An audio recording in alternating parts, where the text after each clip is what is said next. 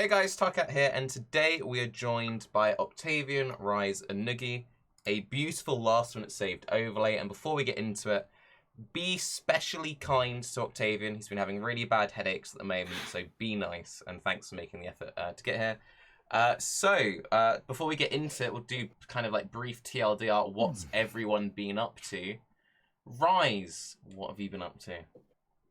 Been playing a lot of Grim Dawn. Then I went to TwitchCon, and now I'm playing the PoE Havoc League. It's pretty cool. It's like all of the private league mods, except there's no famine, no vendoring, and no stash, which is exactly the type of league that I wanted to make. So people were like, "Oh, play the PT league." I was like, sounds like really fucking annoying. So I was like, okay, maybe I'll make a league exactly like that. And then somebody said the Havoc's making that league yesterday. And so that's what I'm playing. It's been a lot of fun. I died 3 times so far. 2 low-level rips and then 1 rip to piety, you know, on purpose, of course. Yeah. Just entertainment. Tradition's sake. Yeah, tradition's sake. It's been a while, you know. Whenever I come back to PoE, I gotta squeeze that one in. But yeah, it's been really fun. Really enjoying it. And Twitch one was cool too. Nice meeting some of you guys. Not so nice meeting the others. Yeah. Some people not so nice. Okay, there we go. What about you, Nugiyen? Who did you not enjoy meeting at TwitchCon? I don't know. Here we go. I'll bust them out. Come on, Nugiyen. Oh. Break it down. Let's be honest. I had a good time. Okay. I had a good time. No, I've been playing. I'm trying to play PoE, but honestly, I don't know. It's. I'm not feeling it right now with the next league, like the flashback coming up. So I'm kind of just waiting for that. Doing a bit of race practice, like actually just like, you know, playing as a Seth or playing Havoc's League. I tried playing a bit of Havoc's League right now. It's kind of died a few times. Like, I saw the trap rip. That was pretty good. How did Leech start rip like that? Yeah, the that was 3 like traps in prison, and they just double tap you, and you're instantly dead. It's like, oh, come on. that one. Yeah. Oh, there's more trap rips. No, there's another one. I walk into a room with sparkers. I was like, I'm fine. I was like, shit, there's a lot of sparks. So I like dash to the door, and then all of the sparks are at the door. Yeah. And then I was like, okay, we're playing Risk of Rain. What's the furthest act you guys have gotten to so far, out of curiosity? Act 2. I played for like an hour or 2. I'm just curious, not trying to shame here or anything. I played for like 2 hours yesterday and like 2 hours today, and now I'm in Act 4 in the mines. Literally right before the podcast, I had to like log out in the mines because I got absolutely butt fucked by a bunch of mobs. So it's like, nice. Yeah, pretty good. Yeah, that's the point actually. When does the new like 1 month race start? 10th. 10th. Of next month. Yeah, that's what they said. Oh, they confirmed that. Yeah, see, that's the case for a lot of people, right? Like the way Nugiyen works. I work the same way, where it was like, well, it's 3 more weeks, but since you told me that it's I just can't. Now I don't feel like playing anymore. Yeah, but the Havoc stuff is really fun though. I don't know. That really revitalized it for me. Yeah, nice. I like it a lot. I always have that issue though, because it's kind of starting anything fresh right now feels like, oh, I don't want to get burnt out before the 1 month even starts. So you just end up in the weird kind of limbo of, I guess I'll just keep mapping on my current characters, or I don't know. And a lot of the, I'm sorry. Go on. I was going to ask, what have you been doing to combat that, Octavian? Well, I think a lot of the fatigue towards restarting comes as well from some of the systems that we've got in place. That's something we can talk about when we get more into synthesis itself, but like, you know, you have to re-delve, you have to re-unlock recipes for Betrayal, you have to like rebuild blocking on your memory chart if that's something you're into. Like there's so many meta systems to be invested into at this point, it becomes a bit of a slog. But as far as what I've been up to recently, I'm pushing for a level 100. I'm like 10% away from 99, so I'm getting pretty close to 100 at this point. And I'm doing the Essence Drain Contagion Deadeye that you were playing for a little bit as well before TwitchCon. It is a lot of fun. One of the most satisfying builds I've played in a long time. Essence Drain in general is like that. Although I'm surprised you played it for that long. I remember when Essence Drain came out, I thought I'm going to play it forever because like whenever you got those really satisfying chains, it was the best thing ever. But then whenever you didn't, it was like one tap, yes. that's terrible. Have you seen how much AoE you get now? Yeah. If you get have a lot. 50 radius contagion, you only ever get the chains. Like I've been Yeah. running Elder City Square and Delve pretty much all the time. There are delves where I will literally clear the delve with a single like combo cast. Like I just Yeah. combo cast, run with the cart, hold delves down. It's That's pretty what great. that's what I can imagine. Like going to like a T16 underground sea with 3 sextants and beyond. It's like cast once. Yep. You do have to cast a few more times than just once in like a proper map, because you, even with I got some synthesized onslaught boots with 35 move speed if you've hit recently. Like I've got some very min max gear because the character's level 99 or number 98, close to 99. I've been pushing a lot of currency into it. And even with that amount of speed, I don't keep up with the rate of the spread. So that means that eventually it hits a wall where there aren't loaded monsters, and then I have to recast again for that. Oh. Is it that it's not loaded monsters, or does it actually have a distance? I thought that it actually can only stay up a distance. Each contagion, I think, has a maximum number of enemies that it can like spread to from its initial cast. I've heard different numbers on that number. 50. 50? Okay. I've not been able to find like a super reliable source on that. But if I recast a contagion while the first one is still going, it'll sort of refresh that number. So I can do that in Delve because there's enough density of monsters that I can run along and then just, recast contagion halfway through the Delve or something. And then, as well as that being a Deadeye, I don't have as much duration as I would if I was a Trickster. So sometimes the duration runs out. No, they upped it to 50 this patch, so yeah. So do you go like from Wait, Ranger up no. to Are we Shadow? talking One of you talk. One of you Nugi's get question. When What you were you build saying, it? Nugi? Yeah, I'm just like do you just go like Ranger into Shadow? Take all that? Because there's AoE in there as well. Like how much AoE do you get outside of Deadeye? I'm getting, so not the full AoE cluster, just above Witch, because one of the points is area damage, which does nothing, so it's not super efficient. So just pathing through 2 of those. Getting the AoE over in Templar, getting the new AoE nodes in Shadow, and I think that's about it for the tree. I couldn't really justify getting Arcane Expanse. It was a little too far out of the way. Yeah. So pretty much like all the efficient stuff. Yeah, the efficient That's AoE off the tree. AoE. and then 50% using from Deadeye or Pathfinder. Carcass Jack with a +2 duration gems corruption, as well as a level 3 empower and a 21 contagion, which reaches 25 for contagion, which is another point of base radius. Is that like 150% AoE or something? It's a lot, yeah. It's to the point.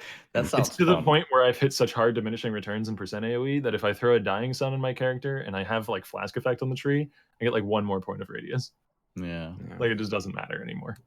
I think what we talked about is different. I think because like Embu mentioned that, and that's what I was going to ask about too. Isn't the 50 cap, well, exactly what Embu said. Target cap, which means one contagion can only spread to X enemies around your monster that dies. That's what I thought was the cap, and that was the one that got up to 50 and was 20 before.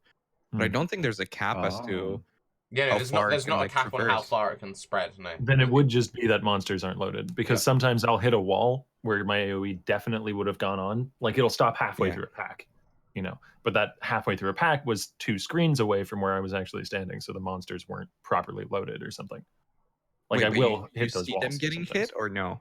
No, I'll just come across a half a pack that like I don't think it's a duration issue because it would have been out for, I don't know. It's kind of hard to describe. Like I'll be clearing City Square or something, which is what I have eldered at the moment, and a couple screens away, I'll cast and then blink arrow forwards a couple times, and there'll just be a pack that's half dead and half alive still. And it took like less than 2 seconds for me to get over there to see that. So my duration is much longer than that. It would have kept going from duration. It can only really be that the monsters weren't properly loaded.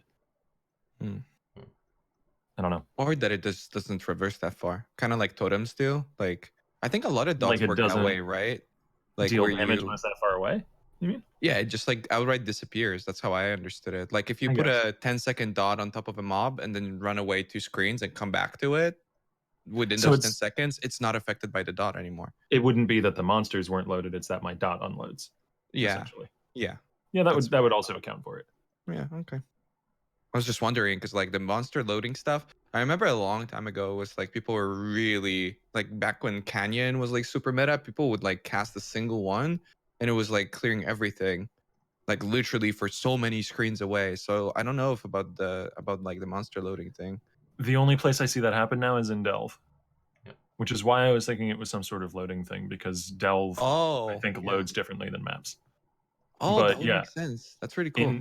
In Delve, I can, so sometimes in Delve, you'll get a side passage off from the main passage that's perpendicular with the main one, and the cart will keep moving. You've gotten that before?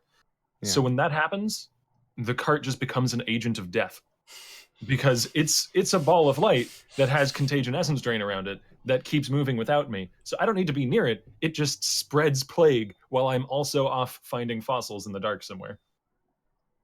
Ooh, you're making me want to play Essence Drain, but whenever I get into that mood, I'm like, by the time I'm level 25, I'm just like, I'm freaking bored. But once you get to that point where it's like that outstanding, yeah. A lot of fun. That's the thing with Essence Rain Contagion, because I've spent so much of this league like having to explain like why you would play it over Bane or whatever, and it's always, but Tarke, I tried it at level 30 and it was shit, and you're like, yeah, but like you need to try it in maps, and it needs investment not just in the character but in the content. Yes, like exactly. Soul Rend is going to be better if you're not sextanting your maps and you're not like rolling them for pack size and you're not doing highly invested endgame or you're not doing delves. Like Soul Rend is a much better floor in terms of how well it clears, but it doesn't have as much potential for just cascading through multiple screens worth of enemies with a single combo cast. Yep. Anyways, that's what I've been up to this league. What have I been up to? TwitchCon, and I've been avoiding streaming because my hand is like still screwed, by the way. Update for anyone who doesn't know. Maybe you should explain that, yeah. Yeah, so Crohn's disease, fun autoimmune disease, every 8 weeks I have to have an infusion. It's like a 1-hour procedure. They put the cannula in, so they put the line in, and when they put it in, they hit the nerve. And now I get Usually they don't. Yeah, they try not to. Like, that's the bad thing to do. So when I like move my right arm or like open and close my hand, I get like a weird like electric shock thing from like between my thumb and my index finger, from like there to like there. So yeah, I had the infusion on like the Tuesday, and then I flew out to TwitchCon on the Thursday morning. And I didn't really notice it much on the Wednesday, but it was then like Thursday morning it was really bad, and then it's been like progressively worse every day since. So yeah, I got back Tuesday night. I spent all of Wednesday sleeping. Like, I'll just chill for a bit. And then I've been volunteering at an animal shelter on Thursday and Friday. So this will be my first stream back. And I'm just kind of like, how long can I go before I actually need to like play Path of Exile? Because I think it's gonna be super apparent. I'm like trying to click up like Alps. You've been doing fine the last 2 years. I don't see exactly. You know, just keep watching Bob Ross and staring at Path of Building. I think I could probably keep it going for another 3 leagues. Also, anyone's like, have you noticed that Tarke doesn't seem to really use his arms at all that much on stream? But yeah. Damn, that bad though, huh? Oh. Shit. It might fix itself. Basically, it's one of those things of like, it will probably either fix itself in a few weeks, and then if it doesn't, then you might need like, I think they ultrasound, I don't know exactly. And then if it's still like screwed, they like operate, which hopefully they don't have to. But, good luck. Yeah. Thankfully, I don't do anything important with my life. Like if I was a musician or something, because obviously musician's the most important thing in the world, I'd be fucked because like you kind of need your hands for that. So, yeah. Are you saying people who don't play the guitar aren't real musicians? Yeah, that's exactly what I'm saying. Yeah, that's what I heard. Yeah, that's exactly. You've read it well, Raiz, once again. Yeah. Holy shit. So controversial opinions. Okay. Wow. I have a high score in Operation. I got you. All right, I'll talk to you later. Rubber Dubstep. We'll work this out. Me and Rubber Dubstep. We'll get this sorted. But yeah. Find a shed somewhere. Yeah. So yeah, TwitchCon was really good. And I'm kind of also in the similar boat that you guys are, where I'm kind of thinking, once I actually commit to playing Path of Exile again, do I keep mapping? Do I try and plan for the 1 month? I hate that limbo. I kind of almost wish they didn't announce it in a way, and they just kind of went 1 month in 2 days. You know what I mean? But that's the thing, right? That's the thing that they talk about, no? Like when people meme around about it, where it's like 1 months are terrible for player retention. Also, 1 month, like players are low, time to run a 1 month. It's like, wait a minute, this doesn't. Yeah. But like that's a big part of it. It's funny too because usually I play a character for like what 5 days. Like if I play a character for a freaking week at this point in the league, that's like crazy, right? Because by then I'm like 97 or 98 or something. And so usually I don't do that. And here's 3 weeks, and it still feels like it discourages me, even though normally I play 3 different characters. So it's not really a commitment, but yeah, it is discouraging in a way. I think the thing that you touched on, Octavian's also really big, because of the last few leagues we've gotten so many systems now. And that was one of the things that I was looking forward to about the mastery work, was like, oh, it won't feel like you're having to start from scratch constantly. But it's like, I don't want to have to unlock all the veiled shit again. I don't want to unlock all the delve shit again. I don't know. Oh, really? It's the opposite for me. That's the shit that I like the most. Like I didn't transfer my SSF stuff this time around just so I could redo the Atlas, redo Delve. I like that stuff because I feel like if I just transfer everything, it's just like another character that I'm playing. But if I do this and I fuck around with the Atlas, it feels like I'm actually learning something new, even though I'm doing very basic things. Because next time I can do it faster and better and all this sort of stuff. That's the part that I like about it the most. I like unlocking Atlas. Also, just to clarify for the guy in chat, I like league restarts every 3 months. It's just if you do a league restart every 2 weeks, then you get burnt out. Yeah, I can see that. But yeah, no, I like re-progressing through Atlas because that's fun, because there's like a strategy to it. But there's not really much of a strategy to like how you unlock Delve or how you unlock Failing, because it's just kind of like, did I get the juice? You know, you should try the Havoc League. It's no magic or rare items, so you don't have to worry about synthesized items, and you don't have to worry about veiled items either. Although, actually, maybe you have to worry about it more. I thought fractured items drop magic. One of my mods, one of my friends, is playing in Projects League, and he was talking about how fractured items were dropping magic for him. Like it was a godsend that he got a fractured bow with an attack speed roll or something. Oh, really?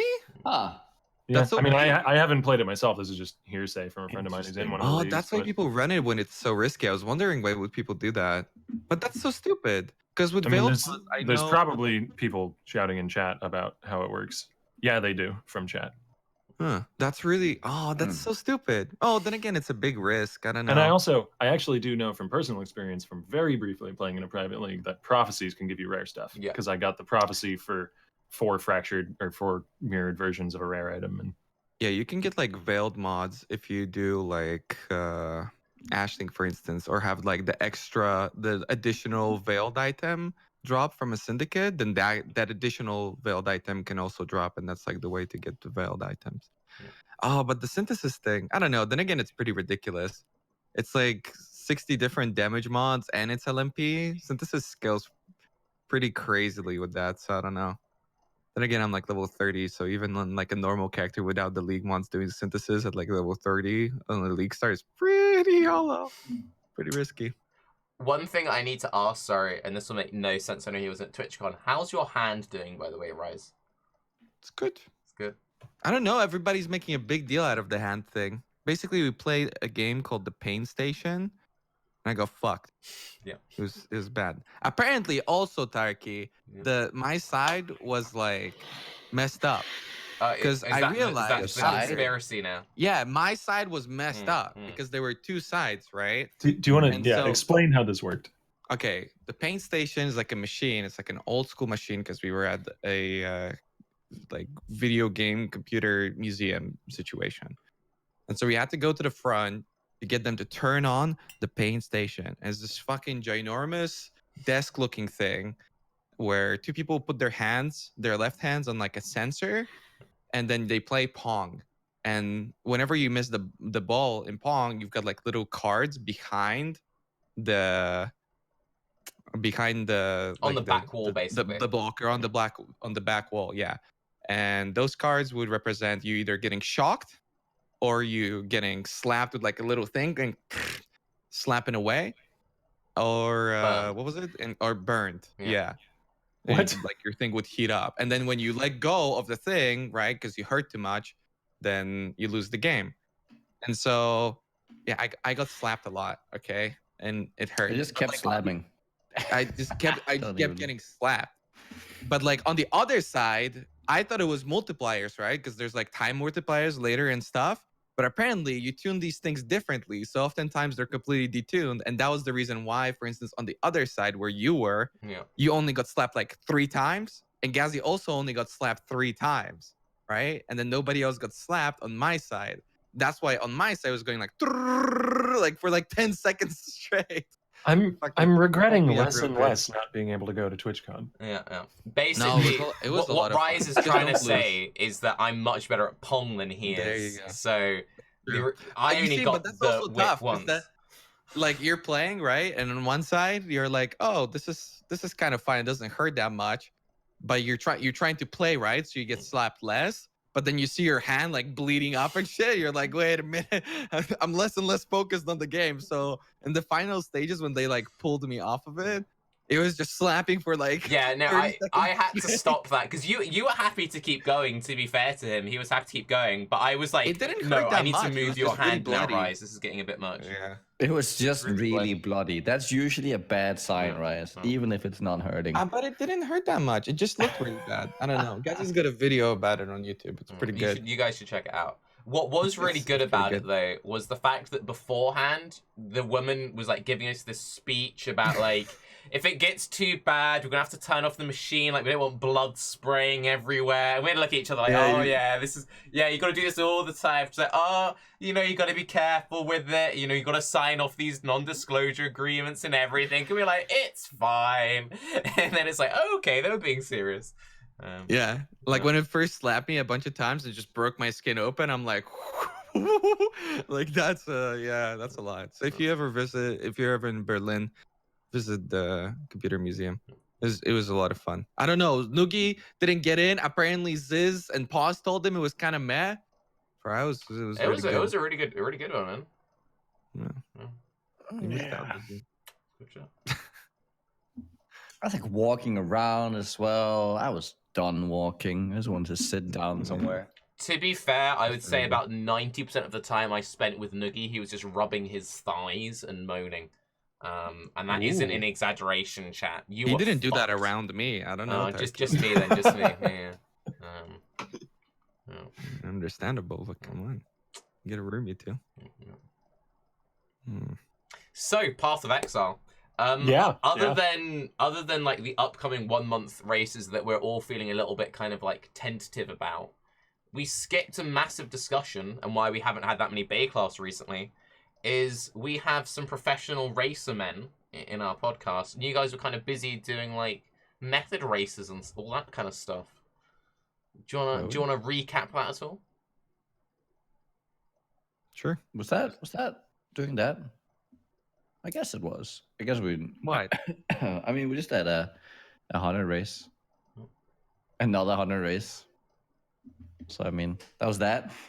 Slightly packed schedule. It was slightly difficult to get people. Hey, are you guys all right to just take like a whole day off on this Saturday real quick? Yeah. No. Okay. All right. Maybe next week. Yeah, that was weird that it was like back to back, but I understand that was like a time constraint. But the event itself was really fun. I don't know. A lot of people complained that it was level 100. Honestly, I really didn't like the idea of it being level 100. But then I think I ripped at like 98 or 97. And yeah, it was good. Like 98 would have been too short. Like maybe 99. 99 like Diablo 2 style. That would have been perfect. Because that last level you just grind out. Yeah, I was thinking you were going to say something a lot lower. I was thinking you were going to say like 95 or 96 or something. 95 is like 2 days or something. That's the thing. That's what I thought initially. But there's really so little strategy that goes into going 95. Like that was the biggest misunderstanding in our group, where I thought that because I was the carrier. You thought you could like push and grind it out, and you'd be like easy clap 98. Yeah, that was pretty much it. Where I thought that like that was the biggest mistake in my strategy. Where I thought that my teammates like kind of getting shit into me would allow me to like get stuff done a lot better. Okay. It's a way to put it. Yeah. So that would allow me to go like much harder, but then I overdid it, right? To the point where I fucked up my Atlas because of that. I just took way too long to figure out my Atlas. And at that point I was rank 1, but I was like 95. But that was the strategy where I just kind of didn't do everything else. And then we really fell behind because everybody else was getting stuff done. And really people only ever got stuff done to the point where you could really push at like 96 and a half.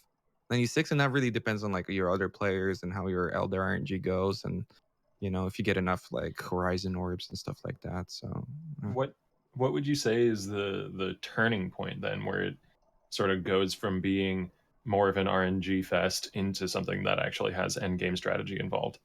Not necessarily just in terms of levels, but like what progression was it that you made the mistake on, out of curiosity? Like you say your Atlas was fucked up. What was the problem? It was not committing to getting Red Elder spawn. Really, Okay. that was the biggest thing. Where so our strategy initially was to stick around the top right, with like Elder influence, but then my Elder just kept disappearing over and over. Like, and I was completely unable to like prevent him from despawning because we just didn't have the maps to do it. Because at that point, I think Carve died like twice, Garatha died twice to a disconnect. It was pretty bad. So we just didn't have the maps to like prevent him from despawning. And then it kept doing it over and over. I see that, Tarke. Fuck you. Okay. And so my strat was to be just really greedy, and everything just works out by itself, because I usually wouldn't have a problem with that whenever I raced SSF.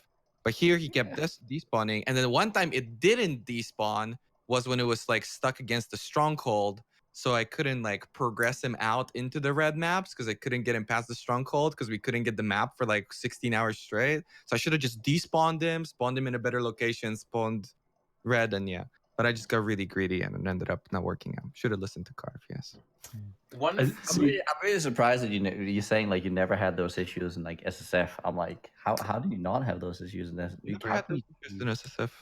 Hmm? I mean, no, not that I remember. Never really had that sort of problem. Not with the amount of like he literally despawned. By the time I was level 90, my Elder despawned like my Elder influence despawned like 7 times, 8 times. And this is while me actively preventing it to do that, and also getting Waggle to like run maps for me to spread my influence. So it was a lot. Okay. One question I you have. Talking shit, Noogie? You want to go? I would race right now, dude. We can race right now. Cancel the Baeclast. Raise in 3 weeks, Raiz. I'm down. I don't know. 3 weeks? I don't think that's enough time for you to prepare, dude. Okay. What are you actually playing? Spicy today. No, it was a big mistake on my side for sure. But that was like the big breaking point. And like the thing was too that I think I because you asked about a breaking point specifically. Mm-hmm. And yeah, I think if the race was shorter, then there would be a lot less value on the T16. Because I don't know about you guys, because you guys got your T16 pretty early on still. When would you say that you were like running it like really, really late? The 16? We never really like got the full setup for it. Oh, really? Well, I mean, we had it, but we never got to a point where we could really start investing into it because we had all those rips. Oh yeah, that was the thing that the Avengers were really good at, right? They had like insane amounts of currency. Yeah. I mean, we had good currency. We're starting to look good. We had a good strategy. I think like around 98-ish is when you start like really pushing the 16s. You shouldn't really need to do it before that. I think part of the reason why the method races saw some moderate community backlash is because there's like it's kind of hard from a viewer position, if you haven't seen a lot of races or you're not too well educated on it, to notice those sort of differences in in-game strategies. So I think it's useful to talk about them and to get people involved in thinking about the end game meta. It's still a really long grind going from 98 to 100. So like maybe 98 is a better stopping point, or 99 or something like that, just to cut out some of the grind. But yeah, if people are more keyed into the actual strategies when building an atlas or building a map pool, it's gonna be more interesting to watch, I think. Yeah, that's hard to communicate to your stream for sure. Like, because a lot of times the stuff that you do in a race such as this one isn't stuff that's really generating XP, right? And you got the losing XP spam and all that sort of stuff, but you gotta just sometimes put in the work. That's why very frequently you'll see like SSF people outpacing trade league people on a league start, and that's simply because all an SSF guy can do is just Push hope maps for the and best XP. when it comes to maps and just pushing maps and XP, and then everything else just kind of has to fall into place, and the sooner the better. But the other guys are going to be preparing, you know, gear wise, atlas wise, they're going to be preparing their supports, other players. You don't have like, you can't just like funnel kind of everything you do the way you do on SSF. But around like 95, they'll typically get outpaced. But yeah, a lot of people get really misled about that. It's definitely a lot more strategic. I think what's going to really help is the squad feature. We talked about that on TwitchCon, where you're able, it's like a new feature on Twitch. You're able to have like different streams minimized on your stream of the other people in your squad. So then whenever somebody else wants to see, like, let's say I'm playing with Waggle and Carve, right? Waggle's bossing and then Carve's like getting currency, for instance. People go like, oh, I wonder what Carve's up to. They can stay on your stream, but then click the little box in the bottom, and it will temporarily like increase in size, and they can see, oh, Carve's doing this and this. Okay, I can minimize this again, or like check what Waggle's doing, but they still stick around on your stream. So it's like a better multi-Twitch setup because you don't have to, you have to move around. That's pretty cool. That'll be really good for casting as well, because it'll make everything a lot easier. Oh yeah, for sure. One thing I'm very curious about though, because with all of these races, it must be pretty hard to plan around what the ideal level is, because there's a big difference between, say, something very short like 95. That could be a very short race theoretically, but if you then have like massive team wipes, it goes 2, 3, 4 times longer. In the perfect scenario, obviously 95 is a bad example, but like in the perfect example of like no reps, it's just whoever outpaces, what would be like your ideal time span? Like what would be the ideal length for a race? A weekend. Just to, like, could it be that instead of a level breakpoint or a level finish line, it could be like kill Uber Elder or accomplish a certain amount of Atlas completion or some other arbitrary goal that isn't necessarily level tied? It can be whatever you want it to be, honest. I mean, whatever people like doing. You can have an Uber Elder race. I mean, everyone's like, oh, we need to solve this issue, that issue. But I don't know. It's like trying to solve the issue of a football match going to 90 minutes because you don't like spending 90 minutes. Like, to each their own. There are, in a lot of sports and in a lot of other competitive events like that, rules in place that prevent those matches from going super long. You know, obviously they can occasionally, but there's safeguards in place to try to keep that from happening because so, people have a certain attention span. And as well as that, you know, if you look at across it, pretty much any other esport and any other traditional sport, the bridge between what's happening on screen with the competitive players and the audience, and a large part of keeping them interested in what's happening, is the commentators. And it's not possible to commentate a level 100 race. I agree. Not the whole thing. No, you don't. But you don't do the whole thing. You do like recaps, and you make sure that all the information that people need is there. I mean, the 100 race is a bit long in terms of like only so much will happen from like 98 to 100, and especially 99 to 100. I mean, I still think like going into like the 98 and like the initial push where it really starts popping off, I think there is a lot to see and a lot to show. But then it will take what in this race? We're getting like what 15, 20 maybe an hour, we could imagine. So it still takes like no, it was more million. Yeah. Oh, on average, no way, it was more. Nobody was doing 20. Nobody. I think one of the biggest issues with commentating that sort of thing, though, would be staying on the ball as far as it goes, because you have so many competitors. Like, you'd have things happen, but you wouldn't be able to cover them. Like analyze team by team. You'll figure out ways. It's more like just figuring out a way to making it entertaining, right? That's what the commentary is there for. Yeah, like figure out a way to like convey the interesting information to the people watching. This is the thing that I don't like just real quick, that people looked at this and they went, instead of doing this, you should do something else. Yeah. No. Like, if you don't like this, just watch the next event that's maybe 2 hours long or 1 hour long or 12 minutes long. You can have proper commentary for it. You might enjoy it. But there were many people who watched it and there were many people who enjoyed it. And now you're stepping in and saying, don't do this, do something else instead. That was really frustrating. Not every race has to be run the exact same way. And maybe not every race necessarily needs commentators. Would it be a benefit? Absolutely. But if you can't do it, then leave the format alone and focus on other formats. Like the camel stuff, in my opinion, is really great. It's like 5 to 6 hour commentary. It works out for everybody. It's on the long side, I would say, when it comes to like any sort of event, but I feel like it works. And it's definitely a lot more interesting from like a commentator's point of view than something that's like 30 minutes, for instance, because that barely even has the span to has like a duration to grab anybody's span by the time it's over. So I don't know. In PoE, I feel like that works best. Maybe like a Kitava race, but even then, for me personally, for instance, I wouldn't want to watch that, but I wouldn't disrespect somebody who does want to watch it. And so that's like, that was the big problem with the feedback.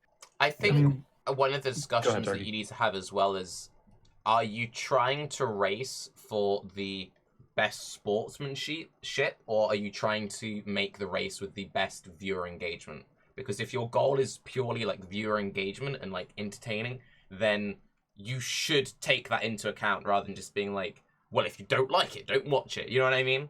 So it kind of depends what the goals are there. If it's like, are you trying to test like the absolute metal of who's the best marathon racer, then sure, go super long, do the 100 grinds. But if you're trying to go all about like Twitch interaction or whatever, then I don't know. I think there's a happy middle ground that can be reached though, and I don't think I agree with you that like 100 races shouldn't just be scrapped as an idea entirely necessarily. But I want to try to work towards more community engagement with racing and more. But there's plenty of that. I don't just because there was one race that might not hit the full audience. I feel like it's really it's I don't know. It's really discouraging creating events where it's like there's only one event we like and anything else we just don't do them. Yeah, but it's not even it's like go fuck yourself. It's like it's you're really wrong for even making the race. Yeah, obviously that is a overreaction. That's not how criticism should be levied at something. But I do think that the format can be improved, personally. Oh yeah. I mean, it's the first time we tried it and it was the whole setup was kind of like, it was a bit unfortunate because it was meant to be the league start and not as a secondary race, like coming straight after, like not as a second race 2 weeks in. So it was, I mean, in a way it also worked out, no? Because like I don't think you would have had as many teams. I think a lot of people would have split up with SSF and No, I think that's a very good point. I mean, the fact is, someone who hosts a podcast, if we listened to early criticism after one bad episode, he wouldn't have had like 40 now, whatever it is. Also, I don't think it was bad. Okay, no, I don't think. I think up until a certain point, it was like super exciting. Yeah. I know a lot of people watching really enjoyed it, and for me playing it, it was super exciting. There was a point, so I'll say this on what Octavian was saying, like having a safety net of a X amount of duration that is, like there has to be a conclusion.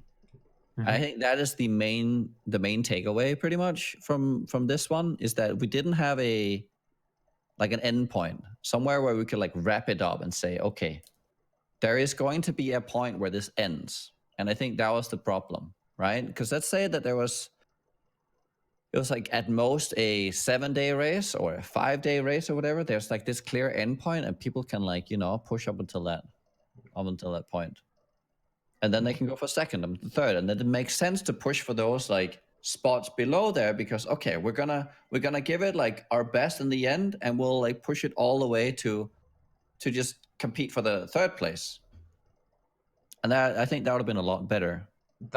I really like the sound of that, because from a point of view of someone who wouldn't race but would be like maybe interested in casting or whatever, it makes it far easier to find people because you know how much time you're committing. And then also like, if I think back to like old 1 months and stuff, how many people have been like, oh, there aren't that many people playing my class or my Ascendancy, it's ending on like Tuesday. You know what? I think I could probably go for this, and that would be good because you could get more amateur or like less professional racing teams interested because they might be trying to go for that like third push. Yeah, I think that'd be good, having like a clear bump. Yeah. And also from a viewer point of view, that's also good because you know that if there's this set end point and like there's been like 3 team wipes, you then have that sudden like rush of viewership again at the end because you know that it's cutting off in this hour. That'd be really cool. Yeah. And you'll have like a red bob, and then you'll have like the team, like all the teams will be able to talk to the teams. You'll probably like in advance, you can say, okay, at this point, there's going to be like discussions and I don't know, like a few interviews with like maybe a few members of each team or something. Like there's a lot you can do to make the end interesting as well. There might be like the lead up until the end might be a little bit mellow, and then it starts ramping up towards the, okay, this is it, this is the peak, and then we're done. I would love to hear Octavian's suggestions on like the middle ground, because that sounded really interesting. In regards to what specifically? The conversations moved on a little bit. No, you were talking about how you think there could be like a middle ground in terms of viewership, and then the length of the race and stuff. For like casting and whatnot. I have to say I'm not familiar enough with the strategies that are concerned with like super end game 100 pushes, because I've never actually done 100 push as a league start myself, so I'm not as intimately familiar with it.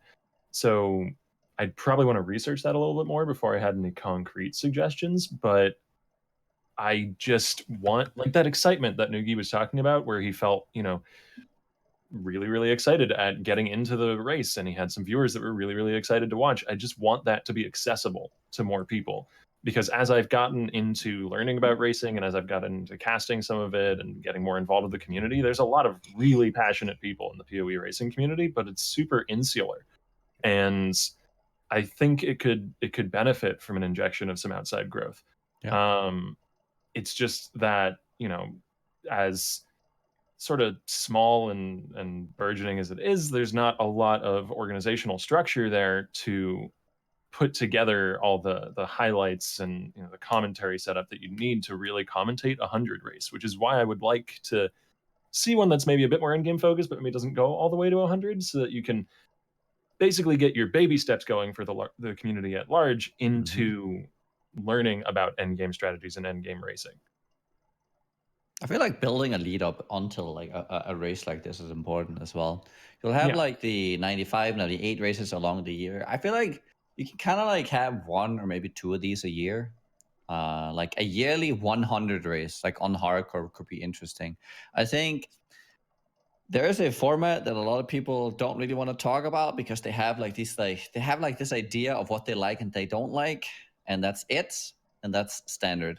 I think for a 100 race, I honestly think standard actually makes a lot of sense, because you can have a large field of people that will never disappear. So one of the problems that we ran into in this specific race is that people died. So you're left with like one team that was so far ahead, and then it didn't feel like there's any competition past that point, you know? And that's kind of when it kind of collapsed on itself. So you mean a softcore race? A softcore. Oh yeah, a softcore race. When I say standard, I mean softcore. Yeah. Okay. I know, but do you see here we have Raiz over here? Like, I don't know, but I know it's not about that. See, like I liked that idea for a time, but only for like SSF. In a group environment, I don't know. It just doesn't appease to me as much, because like there's very few, especially in a group found race, there's very few like truly pog moments, you know, in PoE. Like in a lot of other games, let's say in like Dota, you have a 40-minute game, you have like 2-3 pog moments every time. In PoE, it's like 6 hours go by, and yeah.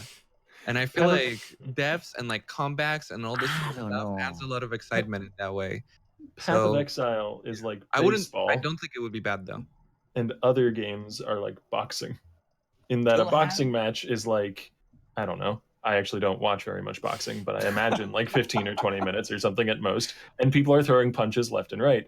And in a baseball game, you have like 3 hours of gameplay, and there's maybe a few home runs that are pretty exciting. but both can be entertaining in their own right. It's just you're not going to have as many hype moments, as you said. I mean, and the thing is, if you die on softcore and it's super close, and you're like 5% XP ahead, and now you're 5% XP behind, and what's gonna happen is someone else gonna die. I mean, the idea that there can't be any POG moments because we're not playing on hardcore. The thing is, like, hardcore can also be the least anticlimactic in the same sense, right? It can detract from the whole thing because of what can happen.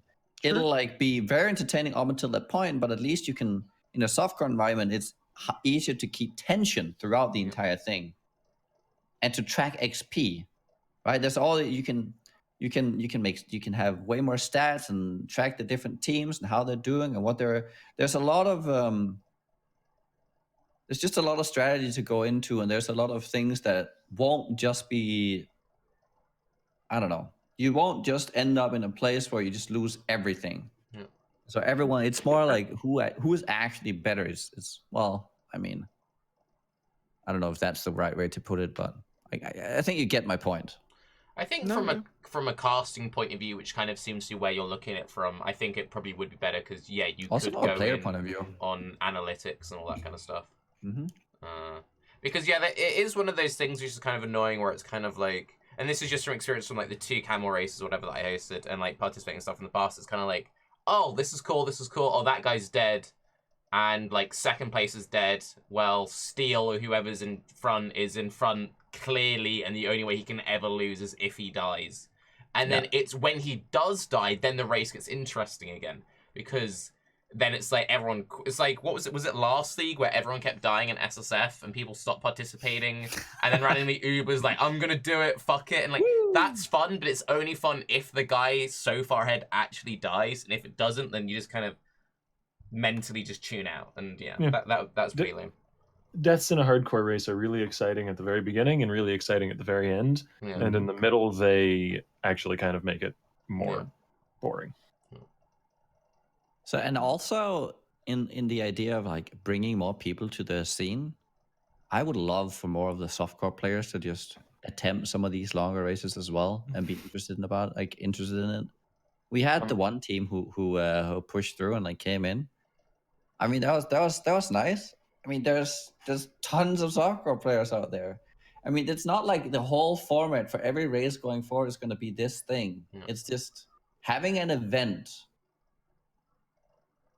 on softcore. I don't think it's like doomed to fail at all. I think it could be very, very interesting. It's not a softcore event, but if there are people who are interested in getting their feet wet in racing, the next Camel community race is going to be open admission, and they've also changed the rule set so it's not like first past the finish line wins regardless of class.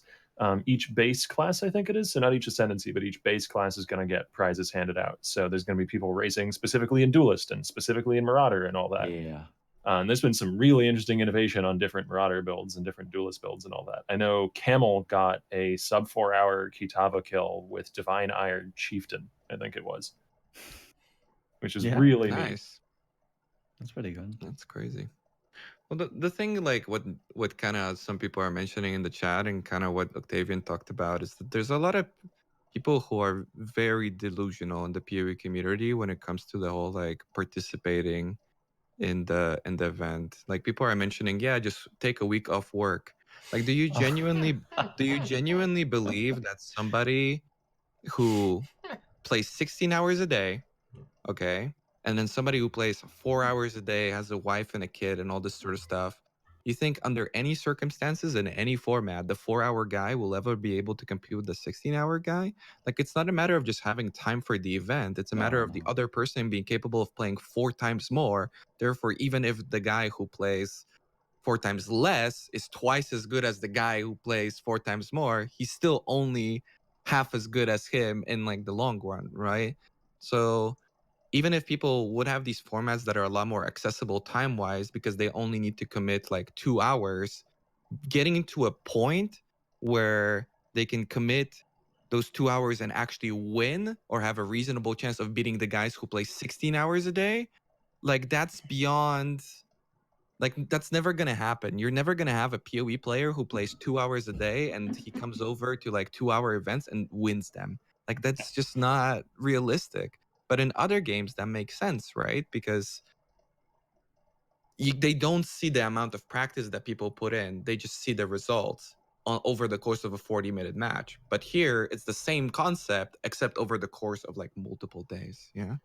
So, Raiz, are you trying to tell me that my excuse that I don't play as much as you, are you trying to say that's not valid? Are you trying to say there are other factors involved and that everyone in chat isn't actually a like MLG pro player? They just happen to have a job? yeah, that's yeah, maybe. I know. Well, I don't know. That's some spicy See, but a ground. lot of people don't see it that way. Like the whole argument for being able to only play 8 hours or like 4 hours during a day, and that like people thinking that that's going to be the solution. Well, not. It won't be. First of all, The same people are gonna win. 16 hours. Yeah, the guy who plays 16 hours is just gonna be damn much better than you. And second, the guy who plays 16 hours, if you do 1 run, he's going to do 4 runs. And if he does 4 runs, he's just going to take the best outcome that he's had and just have a better time than you, no matter what. Like, it's a very tricky situation. A lot of people present these like really obvious to them solutions, but it's not as simple. So I wish more people would just take that into account when it comes to formatting these sort of races. It's kind of like if you practice at one thing for like a really, really, really long time, you're slightly better at the people who don't practice as much. There you go. Yeah, but a lot of people see that. It's like, how do you get good at an instrument? Practice, and people go, "Oh, I wish I was as talented as you." It was a god-born talent. I've got a lot of friends who are drawers and stuff, and it's like, I wish I was as lucky as you that I could just paint. And it's like, cheers. Yeah. Thanks a lot, by the way. It's like this thing that I've been doing for like the last 10 years, 16 hours a day. Oh, I just wish I was as lucky. Yeah. Not to be too terribly discouraging to people who don't have the time to invest, though, you don't have to get first place. You know, like racing in and of itself can be fun even if you lose. Oh yeah, that's the thing. Yeah, for sure. I don't Look think at me. that. I'm the perfect example. He keeps doing it. And I'll win a race like once every 3 years, but realistically, I mean, that's also kind of like the nature of Path of Exile racing in general. That with the amount of people, there's only so many like people that can really win, and that's why it doesn't really happen that consistently. I don't necessarily agree completely with you though on the if you play 16 hours, you're gonna beat the guy who's playing 4 all the time. Oh, I think a lot of I think you can do a lot more in 4 hours if you practice right compared to a lot of like there's a lot of people who race who don't practice that well, right? They have. I mean, I've definitely done in the past done poor practice. I just kind of just do my thing. I go in and I don't know. I don't really have a plan. I just kind of do a few runs, and I don't strategize very well. I mean, you can definitely win a camel race, and you can if you can like play 4 hours a day. You do really good practice, and you come up with a really good strategy. I mean, you can definitely win. Sure. I don't see why not. I mean, efficiency is obviously always good. Like, for example, someone who plays 2 hours a day every day, but with insane efficiency and an amazing build, will do as many maps as someone who dicks around for 6 hours. Like, we all know that. But, yeah. It's not even as far as that. Like, what Nugi mentioned. Like, if somebody just jumps into Path of Exile, he's like, I'm going to race, and now practices for 16 hours a day, you know, for a week straight, he's probably, and just tries to learn everything himself, he's probably going to have a lot less results than somebody who only plays 4 hours, but 2 of those hours he's watching other people and learning through their mistakes and all this sort of stuff. So there's definitely a right and wrong way to practice, right? But like in StarCraft, right, where nobody's beaten Koreans in a GSL for like 15 years, and now Serral comes over, and for the first time ever, something like that happens. Like, sure, you're gonna have situations like that once every 15 years, but unless we're assuming that somebody like makes a major mistake and somebody else, that's great. But like those guys are also competing against each other, so that's like a pretty big factor too. Obviously, but if everybody's growing, there's also other people growing at the same rate. So if we assume a similar way of practicing and learning and all this, then yeah, the guy who just plays more will generally have better results. So just to summarize, that was a very long way of saying that Quinn is about to become the god gamer of the Path of Exile racing scene, yeah? Yes. Quinn could. But he's a perfect example of practicing wrong, I think. As much as I like Quinn, I think he plays right and practices wrong. Yeah. Which is kind of like it's the opposite of me. I play wrong and practice right, I think. Which I don't know. If only you could do some sort of Power Rangers metamorphosis to become the ultimate racer. Yeah. Maybe one day. I'm looking forward to TwitchCon, maybe, or to ExileCon. Maybe we can make technology just isn't there yet. Yeah. That's the point, actually, and obviously I have no insider information. If any of you do, you can't share this anyway because like NDAs and stuff. But theoretically, since we know there's going to be some kind of racing thing at ExileCon, what kind of format could you even use for that? Because it has to be short enough to fit into the event and not like eat the entire schedule. So how would you even do that? There was an announcement relatively recently. I don't know if this answers your format question, but they did say that they were going to be holding some races leading up to ExileCon, and the winners of those races would be awarded tickets to ExileCon. Yeah, but there's also meant to be like finals there, isn't there? Yeah, so it's not going to be like the entire event taking place there. It'll be the finals of some lead up tournament. We don't have a lot of details though, so I don't know what the format's going to be like at all. A lot of people are just saying Katava. I don't know how exciting that would be. But why not? Why is it not exciting? I don't get it. No. Okay. So Katava races are really fun to cast and like commentate on, but I just don't know if like it's epic enough for ExileCon. Why not? I don't know. Katava's pretty cool. I don't understand why it's not epic enough. If it's like you have the best players there, there's a prize pool, there's good commentating, people are excited. Why not? And there's been some like more and more recent innovation on the Kitava race. Like people are just skipping passive point quests left, right, and center. They're not even ascending. They're just making a beeline for the Kitava. Oh, we're talking about Act 10 Kitava? Yeah. Act 10 Kitava, I think. I mean, this is just purely speculation. We don't have any confirmation on anything. You could have I think it's going to be softcore, though. Really? It could be. I think so. You don't think GG wants that like hype of potentially having somebody die and fall out of it? Okay, but they don't want to have the outfall of everyone dies. Yeah, that's true. That's true. And, like, you're right. That knife's edge. The downside definitely outweighs the upside, I think. Okay. Like the thing that we talked about earlier, like my shaking of the head, Nugi, is from a personal point of view as to what I would prefer. But that's the thing. Like that's the initial reaction, right, of people that you get. That's why. It's just. Yeah. No, it's tough. Yeah. Because you have to keep in mind that they have to keep it to a schedule, because there'll be a strict like time. Like if you think about, for example, the Apex thing that you participated in, Nugi, like if you have a convention, you have this talk at this time, this at this time, this at this time. So having a potential like a bunch of deaths rip our entire schedule, it needs to be fairly tight on the lining. Well, that's a little bit different too, because like the Apex thing or like the speedrunning thing at TwitchCon was happening alongside the entire event. Well, ExileCon won't have as many sponsors, won't have as many people there, won't have as many just like people organizing stuff. So there's going to be a lot less for people to do at the venue. So this will most likely be like one of the bigger things actually happening. So there's a lot of attention to it. And in that way, I don't know, softcore makes more sense. But I can imagine the community backlash. But I can also see how people are going to criticize it, but then still watch it and enjoy it. So... I'm looking forward to seeing the format of some of the races leading up to it that, will hand out those tickets going to the event, because I think those will be very informative as to what kind of race we can expect to see as the end game. That's definitely going to be hardcore, though. I think the qualifiers are definitely hardcore. Yeah. Because like the end result is like who can optimize the best. The qualifiers are like who's the least stupid in a way. So I don't know. That's kind of how I see it. But then again, switching up the format like through the middle of it, kind of weird. But yeah, imagine everybody dying. Like everybody, just a full wipe at the finals, and then everybody having to reroll. That'd be great. Just awkward casting. Just like, hey guys. Oof.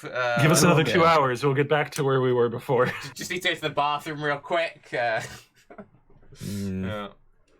But racing's a little bit, I don't know, it's a lot less dangerous nowadays, I would say, than it was in the past. Like, for instance, when we had that China event, it was, well, all the Chinese guys died. And then it was like Ziz and then Didn't Doom at the very end. But Didn't Doom kind of, you know. I'm still salty about that because down. he died in the first one and they let him into the second one. I thought that was iffy. You think you're salty? I'm the guy who got second place because of it. Yeah, no, but like I was watching that and that was like, dude, that's bullshit. Do you want to quickly recap it just before we move on to another topic so people know what we're talking about? Yeah, there was a China versus Main Realm event and a bunch of us got invited. It was Nugi, me, Didn't Doom, Gucci, and Ziz. And basically you had to like top 5 players from the first event, which by the way was a piety kill, get through to the next event. And the way this happened was that, so you had to kill Piety, right? And then Doom was obviously the first one to get to Piety, but he died. And also Ziz died and all the Chinese players died. And then so basically the only way that they could get people to have 5 people in the final event was to get the people who are the closest to kill Piety, even though that wasn't the rule set. Yeah. So because then Doom died on like the last sliver of health of Piety's life, he actually got into the final race, even though he didn't fulfill the objective. And then won, and then he got rank 1, which was very well deserved. I don't have anything against that, but it was a little bit of like drama. But I thought it was he should have won. I mean, he deserved it, and like his death was like weird anyway. Like it was complete fluke. He would have won it. So, but I was a little bit just annoyed from like a purist point of view. That was not the rule set. Yeah, but you see, in a softcore race, like the best player wins every time in these sort of events, and I think that's important. Well, it was the best. Like Piety had like 1% life, and he had like a totem on her or something. I can't remember. Something was killing her. She was like 5% when he was almost dead, and then the totem kept going, but it just barely didn't kill her. It's like you could. This is a bit of a callback to our earlier conversation. I'll keep it brief so we can move on to synthesis as a whole. But you could, if you wanted to do a softcore race, but softcore itself wasn't a punishing enough mechanic with a 10% XP loss, you could just tack on other punishments. You know, like every death is 5 minutes on your clock, or every death is, you know, like 30 minutes on your clock if it's a really long form race, something like that. The problem with that is that we've done that with the Havoc races, the community races, and it just gets really confusing from a watcher's point of view, even if the casters clarify it enough, because it's like, well, this guy's in first, but he has a 10-minute penalty, so he's not actually first, even though you see him being first. It's like, just gets real tricky like that. With coordinated enough organization on the like tournament org side, I think that could be handled through like overlays and stuff. I was just about to say, with a proper overlay, it would be quite easy to fix. It's just a lot of these events in the past, nothing against people who organize them, it's kind of like, hey, we want to do this really cool event, here are our races, okay, we need to get someone to cast it, fuck, we haven't planned anything, 10 minutes before, you go, and you have like no resources, and you just need to kind of like make it work. Whereas if you had like a dedicated, obviously for something like either a big method race in the future or an ExileCon, there'll be, these are the overlays, these are the set things, this is the setup. One thing I think that the method races would really benefit from would be having like, this is the PoE method YouTube channel, and then like here where the highlights are, because if it's like a week-long event, it's then kind of like people can catch up. So it doesn't matter if they've missed a few days. They can be like, oh, this is what happened on day 2 and 3, and they can still stay engaged. And then like a month later, they can come back and watch it without having to watch like a 5-day VOD with no editing, if you know what I mean. Credit where it's due, though. Camel's tournament organization has been some of the best that I've like been a part of in amateur casting. Before I started streaming any Path of Exile or anything like that, I worked in the League of Legends scene for a couple of years, and I did that as a shoutcaster. Mostly amateur level stuff, never really got too far with that, but I participated in a lot of smaller amateur level tournaments, you know, everything from like 5 teams to like 30 and all sorts of levels of organization. And Camel is way up at the top end of the chart. They do a lot of work over there with getting overlays set up, with getting everybody coordinated for the right time of day, with getting everything smooth and operational. So no knock against Camel and his team, but I think that sort of thing could be handled with proper organization on the tournament side. I can. Have you ever Yeah, watched no. you know that event where you ski and then you have to shoot as well? The ski and shoot thing? Like, I do not know what it's called, but I've heard of it, yes. Right? I mean, they can do it, right? It's like, oh, you miss. Now you have to do a penalty lap and all that, right? So you never really know who's in first. So you'll have like a guy who blanks out and then have another guy coming in, but the other guy's already left, but you know that he just blanked out. It's just relaying the information the right way is really the way to like, you can always, I don't know, you can always figure out a way. Yeah, but then it Just being can't be like a excited. one-off, right? Because if you do this, then the people who watch that are familiar with that, so they understand the rule set. But in PoE racing, right now, the only way that people understand it is the way it is, right? If you add like a timer, it gets really confusing. If you do it instantly and the person has to sit out, then you're watching a guy do nothing for 10 minutes, and that's not particularly great for the event either.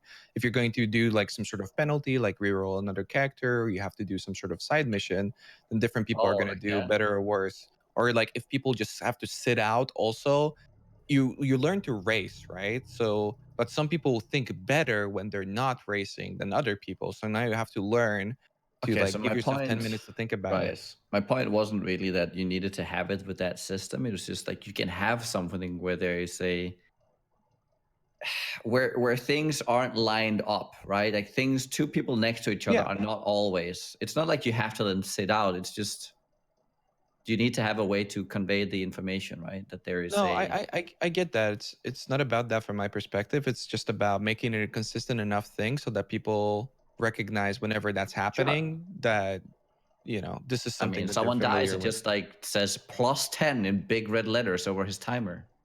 And if you do that consistently across all of the races held by whatever that organization is, then eventually the rule set becomes more understood. But yeah, but that's like the feedback, right? Too. Like, what do you think is going to be the feedback on that? It's not going to be, wow, this is great, let's continue doing this. Most likely the feedback is going to be the negative minority going, this is the worst idea ever. I'm the most confused I've ever been about racing. Go But fuck they're yourself. not. And then everybody's like, wait, what? Is this good or is this bad? It was good from everybody's perspective. Comes to the racers, but then it's bad from these guys' perspective. So is it a good or a bad thing? Following that point of view, Raiz, Well, you're telling me every you're feedback encouraged, we've Nugi? ever had with Baeclast is because like that's the thing is like when you run any event, you have people who have the extreme reaction. Like if they're obviously following that, I would wouldn't have compare stopped that. hosting this show 2 episodes in. Raiz would have probably killed himself day 3 from like organizational No, but stress. that's completely different to me because like these are Baeclast is just something we talk about. I don't. Well, maybe it's different from your perspective because it's on your channel and stuff. But like, it's not an event. I just want to talk to you guys. It's not something that's supposed to like garner viewership from my perspective. Yeah. And that's not something I necessarily focus on. But this needs to be attracted enough so that people are willing to invest. And even what you talked about, Nugi, that negative feedback, even if you realize that it's a minority and you realize that there's different ways of doing this, and you know, kind of, you can't really know, but you have an idea of how to do things the right way, it's still pretty discouraging, right? From the outside perspective, I can tell you right now that it was a lot easier for me to participate in the method race and to kind of reap all the benefits of being in it and having the fun, but then not having to worry about organizing it and all the negative backlash that you guys received from doing something that was, in my opinion, beneficial for everybody. And from my perspective, the most fun group race that I've ever participated in. So like, if you guys were to like pull out now, oh no. Don't way worry about that. would be somewhat reasonable. No, I know that in your guys' case, we don't need to worry about that. But if it's like a company running this or GGG running this, you know, it's not unreasonable for them to do something like that, to just completely pull out due to that. And I'm not talking about pulling out like in general, never doing the event again, but not doing it in that format of like adding the time or something like that. It has to be something consistent that people are familiar with, and getting to that point is just difficult. At the same time, though, I feel like you can't always be like, well, we can't try anything new, because if we ever try anything new, then blah, blah, blah, blah, blah. So you have to mix with it a little bit and just be aware that you might get some weird feedback every now and again. For sure. Yeah. Absolutely. For the sake of the one guy, he has been like spamming me for the last 30 minutes, like, no one cares about racing, And to bend over backwards to feedback, as everyone must do with racing, let's talk about a league which has not had any feedback thus far, the current state of Synthesis. Now, I'll start with you, Octavian, because you've actually been like playing the game while we've been all off holidaying abroad. How are you feeling about it with all the memory Nexus changes and all of that stuff? The Nexus is good. I'm not going to call it great. I'm not going to call it amazing. I think it could still use some work in terms of decay for certain tile sets. If you have a 3 or 4 point piece and you're trying to use its last charge, it's just a gamble as to whether or not you're going to actually be able to reach the connector point. Like if you're pathing around with it, it's just a gamble as to whether or not you're going to be able to reach the connector point you're trying to get to, depending on where the decay decides to start. That feels really crap. I don't think that should work that way. That's a pretty minor thing though. As far as how rewarding it is, like basically, even if you never pathed to a reward node and you never invested with memory modifiers and you just placed I-83 pieces and ran them, if you're up into endgame and doing T16s, it's still going to be like useful and worth your time unless you're doing very efficient stuff otherwise. It's, from what I've run of them, they feel like they're about as rewarding as a map that's been alked, maybe rolled for 80 pack size, or sorry, not 80 pack size, 80 quantity, and chiseled, like in terms of returns. So it's not as good as a map that's got a bunch of sextants and sack frags and prophecies and stuff. It's not the most efficient use of your time you could possibly be doing, but it's rewarding enough that it doesn't feel punishing to do. And then if you're also going through reward nodes and you're also investing into crosses, that's great. The problematic part is fractured items and synthesis crafting. And this is coming from the point of view of someone who has crafted synthesis gear for every one of his characters and really, really enjoyed reading through the list of synthesis items and different implicits and figuring out what could be cool and what combinations I could go for. Like, I grew up playing D&D, literally like reading textbooks to play the game I wanted to play as a kid. I absolutely adore that stuff, and it's very problematic in Path of Exile because, one, a lot of people don't like that. You know, I recognize my bias here. And two, it shines a glaringly bright spotlight on the biggest, or some of the biggest issues in PoE right now, one of which is trade.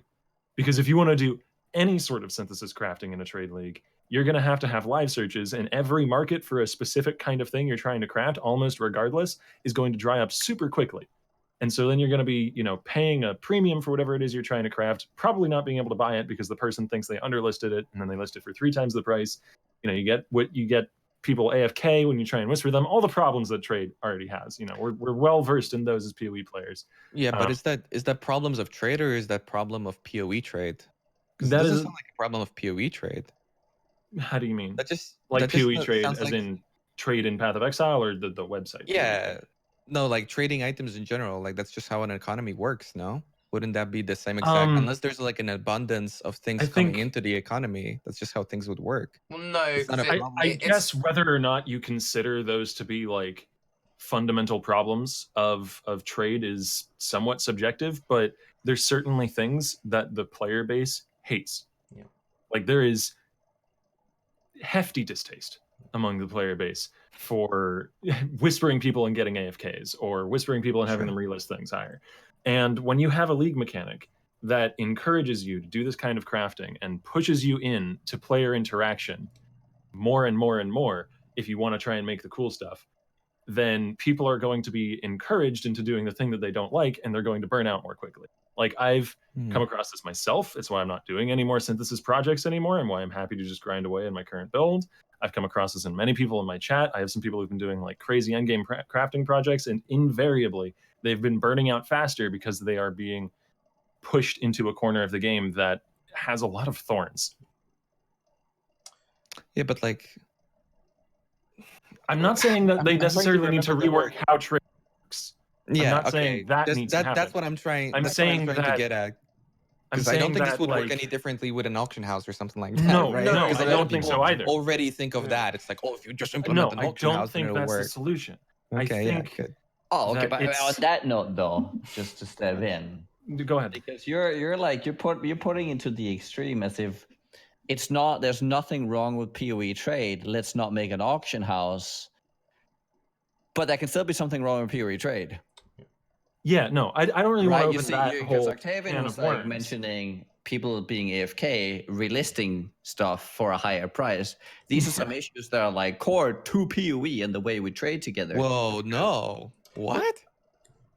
More No the point I was way. trying to I make. think it is. You don't think it's a problem when you spam like, or you end up with like 10 people in a row that are all AFK? You don't think No, that's a that's problem? not it. That's definitely a problem, but that's not a problem limited Okay. to Path of Exile. No. That's what I'm saying. No, but it's a problem with Path of Exile's trade system. It's not limited. It's not the only place where it exists with this problem, but it is a problem wherever it exists, and it exists in PoE. It's a problem that's been getting worse every single league as well. Yeah, the current way that synthesis works is I want to bake a cake. To bake a cake, I need 3 eggs, and there's a 30% chance on my 3 eggs that I don't get the cake that I want. I can't buy all of my eggs from one person, so I need to go to every single store in the town. Hopefully they have the eggs, but people don't actually like picking up eggs because they're annoying to manage. So you eventually go through all of that, you find the person with the eggs you want, and they're like BRB in lab, BRB in Delve, BRB in Synthesis, not straight up AFK, I'll get back to you in 10 to 15 minutes.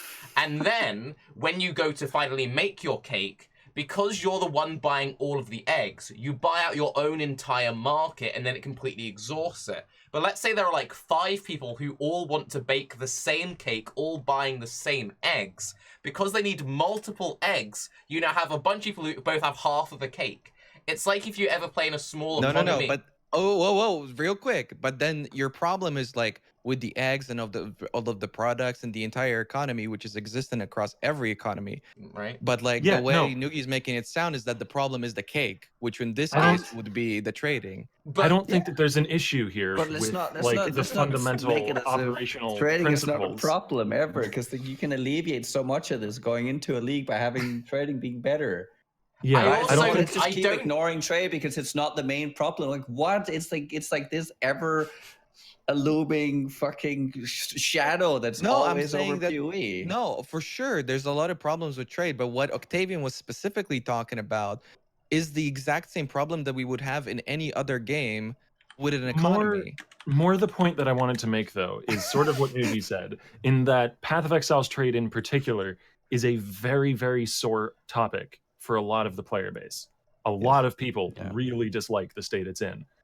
And to have a mechanic then that one of its core foundational aspects pushes you in to the most toxic part of our trade system, which is buying out a really specific market that has very limited supply and possibly high demand, is going to turn people off. Like, I'm not trying to say, I'm not trying to open the can of worms of how do we fix supply and demand and how do we fix Path of Exile trading and all of that. I'm just trying to say that it was a poor decision, I think, on GGG's part to make this mechanic without thinking through, or maybe thinking through and then ignoring to some degree the implications that it would push more people into a system they already really don't like. Yeah. And you could somewhat alleviate this through one of 2 means, or maybe doing both of these things, where you either have fractured items drop identified, so loot filters can sort them, and highlight something, so more people are picking up the thing that's more likely to be good.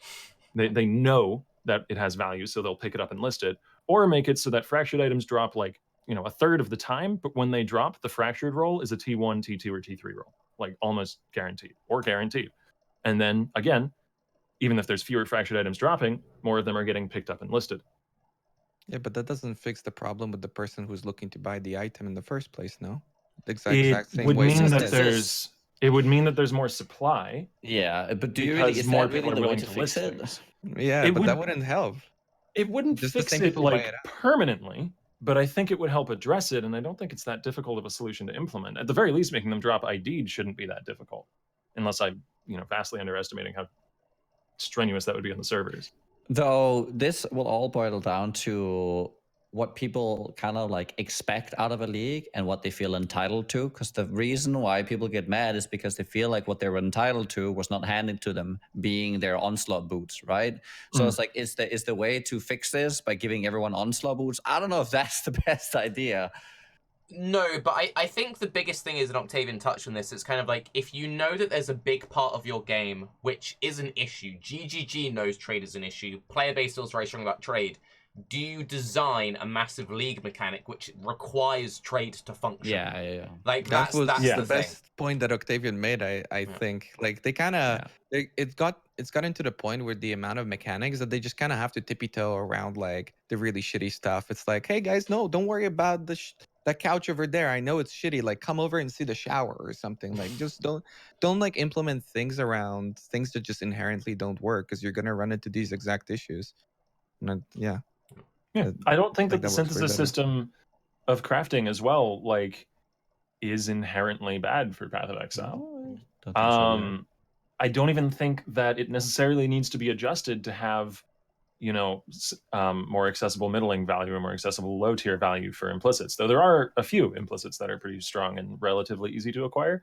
I think it's just been positioned very much in a spotlight to be a whipping boy of the community because it's very hard to access if you're not playing in a league with trade. If you're playing in a league with trade, it's very frustrating to access, and so you'd just rather not. And then for the people who do put in the effort and put in a lot of currency, they're going to make items like Onslaught move speed boots with 35 move speed and a hollow fossil and post those to the Reddit, and people are going to see that and are going to be frustrated because it's a system that seems like arcane bullshittery to them that they can't interact with, but they see that other people are getting very powerful stuff, and it just becomes a sore point. And entirely rightly, I'm not trying to, you know, throw these people under the bus who feel that way. Like that these guys is are right. A natural reaction. Yeah, but these are the two things, right? Because this is kind of like the opposite of veiled mods in a way. I mean, not entirely because you could still purchase those and whatnot, but veiled mods is the thing that you get on your own, while synthesis things it's the crafting thing that you get on your own, while synthesis is the crafting thing that you get from other people. And in both of these cases, it clearly doesn't work, right? Because like one and both sides are frustrated about either not having the craft, but you can purchase that from somebody else. Then you run into the synthesis problem because you have to find the person and trade and all this stuff, and people don't really like that. Or in the case of synthesis, you actually have to trade up the items, and then we run into the same problem that we talked about, right? And so, is there really anything around crafting that they could implement at this point that would be met with like a positive community response that in some way can connect these things? I think the issue is that synthesized items don't drop. I think this is the first league we've had where you can't RNG your way to the top dog. Because like nearly every single thing about PoE is like, it doesn't matter how inefficient you are, there's a chance that you could be that player 2 hours in that got an exalt drop. And you're like, I have this thing, right? I think that one of the big issues with synthesis is that you have people who feel like they can't engage with it. Even though I actually really like synthesis, and I think it's not as difficult as people make it out to be, but they're never getting that engagement at all. There's no like, oh, they killed a boss, and then like it dropped a synthesis item, and there's a chance they got the insane Var Regalia. It's just, I will never have the Var Regalia. I think there's two things that GGG maybe overestimated or underestimated on topic of that. So I think they overestimated how valuable an item with a good fractured mod would be to most of the player base, just as a fractured item. You know, so like you drop a wand with T1 crit multi locked in, or you drop a dagger with like T1 crit chance for spells or something. People are still just vendoring this. Like, there's crazy synthesis implicits, there's shaper items, there's very powerful uniques in those slots. And also, for the first month of the league, you couldn't use essences or fossils on fractured items. So you couldn't then deterministically craft around that T1 fractured mod locked in. So it wasn't very exciting to see that drop. And from some of the pre-release material we got, it sounded like GGG expected players to craft around those items more. So that would be the exciting thing. You know, I got a wand that always has T1 crit multi. I'm going to craft around that. But it just doesn't compete with other options. And then the other thing is that maybe GGG expected the player base as a whole to learn more quickly, you know, what fractured affixes might correspond to good implicits, and then get excited when you see a fractured quiver with T1 proj speed or something like that drop. Well, the thing is to add to your list of things that they underestimated, I think they also underestimated how much of a shit people give about like having 3% more damage, you know, because it's not that challenging actually, especially since the majority of the stuff that I've done this league, usually I play the majority trade by far. This league, the majority of stuff that I've done was SSF. getting like the implicit that I want isn't that difficult most of the time. The problem is getting it on tier 2 or like a high tier, right? But getting like even a basic one is not that bad. But then like if I get a chaos multiplier implicit wand, for instance, for like a death sword, something that's relatable for me, like that was really simple. Just get 3 wands, craft like the synthesis thing, and then I could get the tier 3 or tier 1. No, it's tier 3, I think. Yeah. The worst one, the worst roll. And then I've got a functional item. I've utilized the synthesis mechanic and it now works. Yeah. But then if I get the tier 1, it's 5%. I get 5% more damage. And that's like the thing that people can't get. And that's the stuff that they really want. So I think they really underestimated how big of a difference it's going to make for people to get that, because it's a huge difference for not that much benefit to get, tier 3 or a tier 1 roll mod. So I think those, by increasing the amount of items dropping with those, like Tarke mentioned, it could increase the accessibility for those items. And therefore that could fix it, because it would be more organic rather than now where it's just not organic at all. If you want to focus on getting something higher tier, then you have to trade for it. Nugi's melting in the sun there. I'm really curious about your guys' point of view. I feel like Synthesis came out at the wrong time as a league. And what I mean by that is, I'll let Nugi come back from his dying adventure. Because I feel like he's the kind of guy who actually has something quite interesting to say about this. Was there even light in the room? He had to take his blinds down. Okay, here we go. He's still burning away there, Nugi. Someone opened their window and it reflected the sun right into my face. Nice. But no, what I was saying is I think that Synthesis came out at the wrong time. And what I mean by that is a lot of Synthesis requires players to pick up and identify rares. And we haven't been picking up and identifying rares for a long time now. Like, rares have been pretty meaningless. So I feel like if GGG wants players to care about rares again, and theoretically, let's say in like a year's time we're back to like picking up and using items, then Synthesis would come out and people would actually be like, yo, I want to pick this up, ID, see what the mods are. But I feel like going from everyone completely removing rares from their filter to then suddenly the next league we need to pick up every single fractured base, it just doesn't work. It's funny because that, even like a small change, like PlayStation 4 actually works a lot better with that because it's a single button. it actually is that tiny. Wait, Yeah, you don't. Yeah, on PlayStation, you don't pick up a wisdom scroll and identify an item. You just identify it. That's it. You just click it and... No. You still have it in your inventory, but you don't have to like pick up the wisdom scroll. You just identify the item. You hover over the item and just click one button and it identifies it. But even something like that. Wait. Where's there are. You still need the wisdom scroll in your inventory. You just don't click on the wisdom scroll to then, like, you don't have to shift click or anything to identify multiple things. Nice. You just hover over the item. But even something like that simple actually makes a pretty big difference. Yeah, but it's like a tiny thing, right? But it still feels so much better to now just pick up rare items. I think that's like in general in PoE. I think that's something they need to address.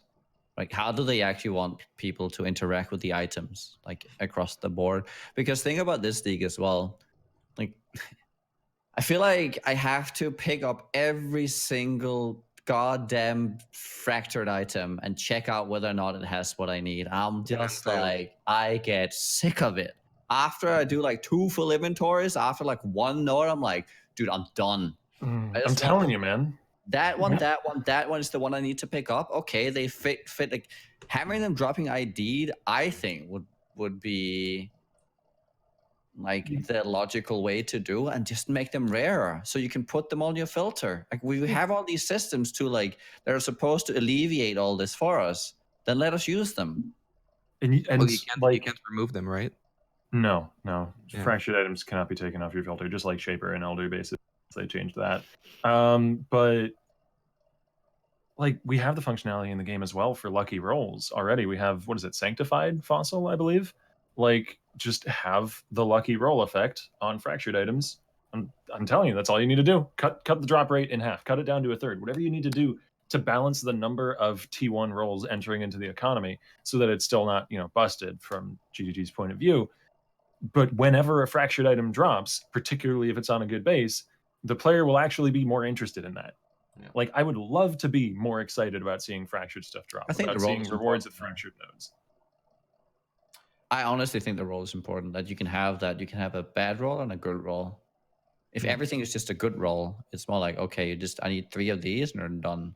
I think it's a good thing that I'd rather have the RNG comes in like the base that you're getting.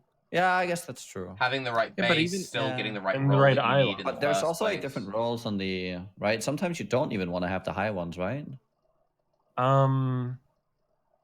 Yeah, but it doesn't really think of an instance in which you wouldn't want more of a stat. Yeah. There isn't really an implicit that like is apples to oranges from T2 to T3. I guess there's one specific thing. Like for plus to gem levels on bows, you can get quality of socketed gems rather than plus level of socketed gems. And there was a guy who min-maxed a bow to get as much quality as possible to level his enlightens and empowers super quickly. That's very niche. Though. Yeah, there's energy shield regen rather than flat energy shield. Yeah, I think. I guess it's like niche on that. Just to contribute something quickly, so I recorded a video just before I went to TwitchCon, and it was sorting 24 stash tabs of fractured items. That is a 47-minute long unedited video. Yeah, it was amazing. I had so much fun, so much fun. Yeah. I mean, as much as I hate like clear speed meta and stuff, like the thing you mentioned, Octavian, from a balance point of view, I don't think this would necessarily be something that breaks the game, that people have a higher access to like tier 1 mods. Honestly, if it just feels better, I think the positives outweigh the negatives, because it does shine a very negative light on the league overall for many people. But then the positive doesn't really break the game in any way. If you really want to worry about that sort of shit, you shouldn't have implemented ascendancies and stuff like that, That's like major impactful stuff. The number one most important thing about your mechanic is that it's exciting. Like, it's okay if the league is broken in the course of a league. Like, Delve was overpowered as heck during Delve. And Betrayal in its own right was too. I mean, remember Harbor Bridge farming? That wasn't really overpowered and meant it to be, but it was overpowered. So that's part of the reason why this league has been tainted so heavily. Like, fractured items are a sour tasting apple to bite into for most of the player base, because most of the time when you ID one, it's crap and you vendor it. And if you try and synthesize it and you're just using random stuff, you'll just get you'll turn 3 pieces of crap into 1 piece of crap. And the memory nexus, when it was first implemented, was very cautious and not rewarding nearly enough. A little microcosm of this league that I've complained about once or twice on my stream is there's a mod you can get for memory modifiers that makes it so that when you kill a synthesized rare monster, it gets resurrected and fights for you.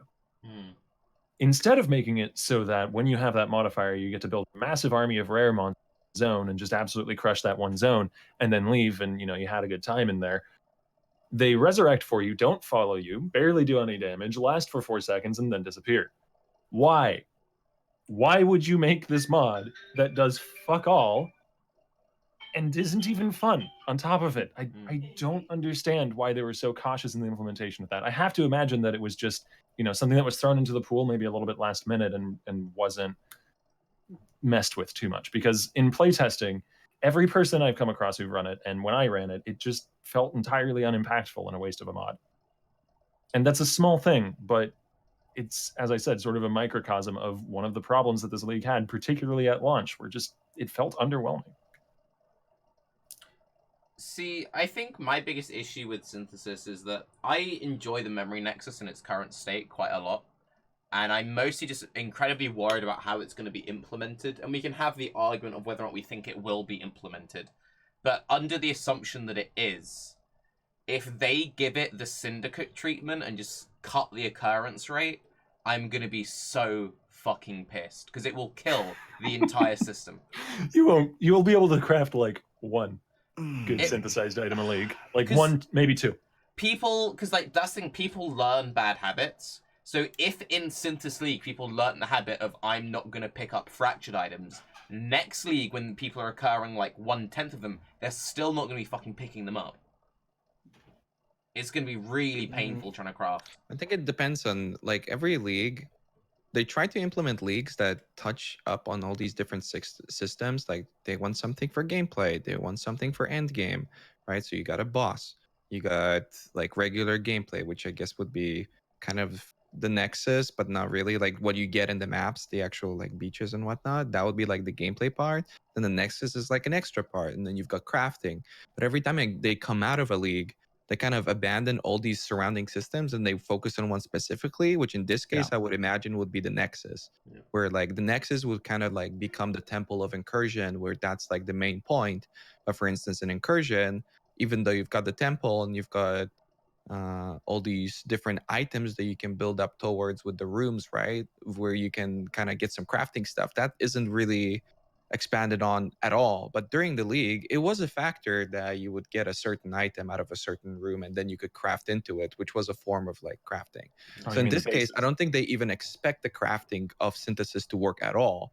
In which case, yeah, I can imagine that going forward, it's gonna be exactly that. It's gonna be like craft one item a league, and there you go. And everything else is just have fun with the Nexus, or have fun running Kadira. What's his face in the map? Kavas, yeah. So I think you're gonna be pretty. I mean, they have to implement it, right, Tarke? It's got voice acting, so they have to. We had a heated discussion at this last time, and it was slightly more than just voice acting, but because there are really good elements to the league. I know a lot of people hate it, but like the memory nexus stuff with the last change is actually like mildly interesting gameplay. I enjoy it, and it's just I don't know. I'm very confident in GGG as a company, and I know they're going to work it out eventually. But I want to know what their official like stance is on the accessibility to content. And when we've asked Chris about it before on Baeclast and stuff, he always kind of has the whole thing of, well, you know, if we give players too much of a good thing, then it might like burn them out quicker or sour them. But I really hope that the 10% occurrence rate is just something we're trying for now and not the be-all model for everything going forward. It's hard for it to be the like de facto model going forwards, because when it was first implemented, the 10% occurrence rate, it was implemented for mechanics like Abyss and Breach and things that are like addendums to the existing end game. You know, you can throw a Breach into a map. What does it change? You get some extra monsters in a circle. Like, it's not that impactful. But something like the Memory Nexus, or even to a lesser extent, something like Incursion, is its own meta end game system. So you can't really restrict access to that same degree and have it still feel like something that's impactful. And the more of those systems there are, the more spread thin your player base is going to get mentally and in terms of exhaustion of play. So I think they need to come up with systems similar to the Atlas and similar to mapping that have some sort of income gating to them that would then allow you to access these other endgame systems and access them more independently. Like, maps are a brilliant idea. Maps are great. Let's do something like that again. Is it not okay? Because like you're muted, by the way, Nugi. The current way they have it set up is they just kind of back out. Like they go, here's the new league, here's all this exciting stuff, and over the course of the league, they're just kind of like, forget about this, just leave this, and you get that at 10%. Like they kind of do that right now. But I think overall, I don't think every league has to add. And Chris kind of expanded on that a little bit, where he was talking about how certain leagues are just going to be, all this crazy shit's going on, and then it's never happening again because we just pull it out of the game entirely. And I think that's okay. I don't think every system has to be like a permanent addition to Path of Exile. I agree, but then you would hope that the system is fully realized in its league. It would be it would be very sad if Synthesis was kind of like, okay, and that's gone, never to return, and you're like, nearly. But they don't do things that way. Kind of sad with a lot of the leagues, both with like Incursion and Delve, and like how you're like never really engaging with them. You're kind of engaging with them on the whim of the like the random spawn rate or whatever you get. I mean, it was sort of okay with the scarabs in Betrayal, but then all that hinged on Betrayal itself to be able to have access of the other things, or Delve in particular. or even like beast crafting. I feel like they it's like 10% thing. My biggest hope for 4.0 is that they have like a new system planned out where this whole idea of like 10% stuff just disappears. Yeah. I Oh, agree for that sure. the abyss makes a lot of sense, right? It's like, oh, there's an abyss in here, right? There's a way down, because that kind of feels, the abyss to me feels a bit like corrupted zones outside of maps. Yeah. So it's like your corrupted zone, and that makes sense. Yeah. A breach as well is something that you can have like every now and then, and it feels good. But when you have like these whole systems like Alva and Betrayal, where it's like it only really becomes good once you have the completed thing, you need to be able to actually engage with it. Yeah. Within the time, like at your pleasure, right? It's like, I want to actually do this now, so you should be able to do it. Because otherwise, you can build up like half, and then you don't see it for like 30 maps, and you're like, come on, where's the last temple? See, but that's I think that's exactly the thing going forward, because when I say like release a league and then don't implement it in any way, it's not like that league didn't happen. There's valuable information there that GGG learns, right? We learned, okay, guys like this, they don't like this other stuff. They really kind of like this, but maybe we can improve it and add it to another system that will be more permanent.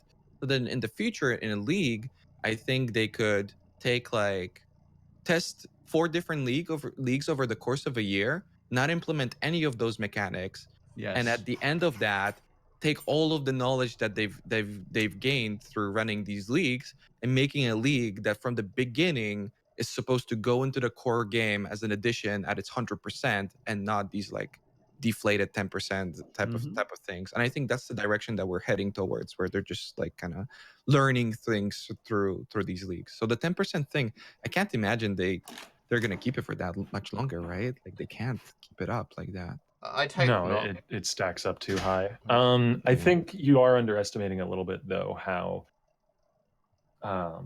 what's the word I'm looking for here?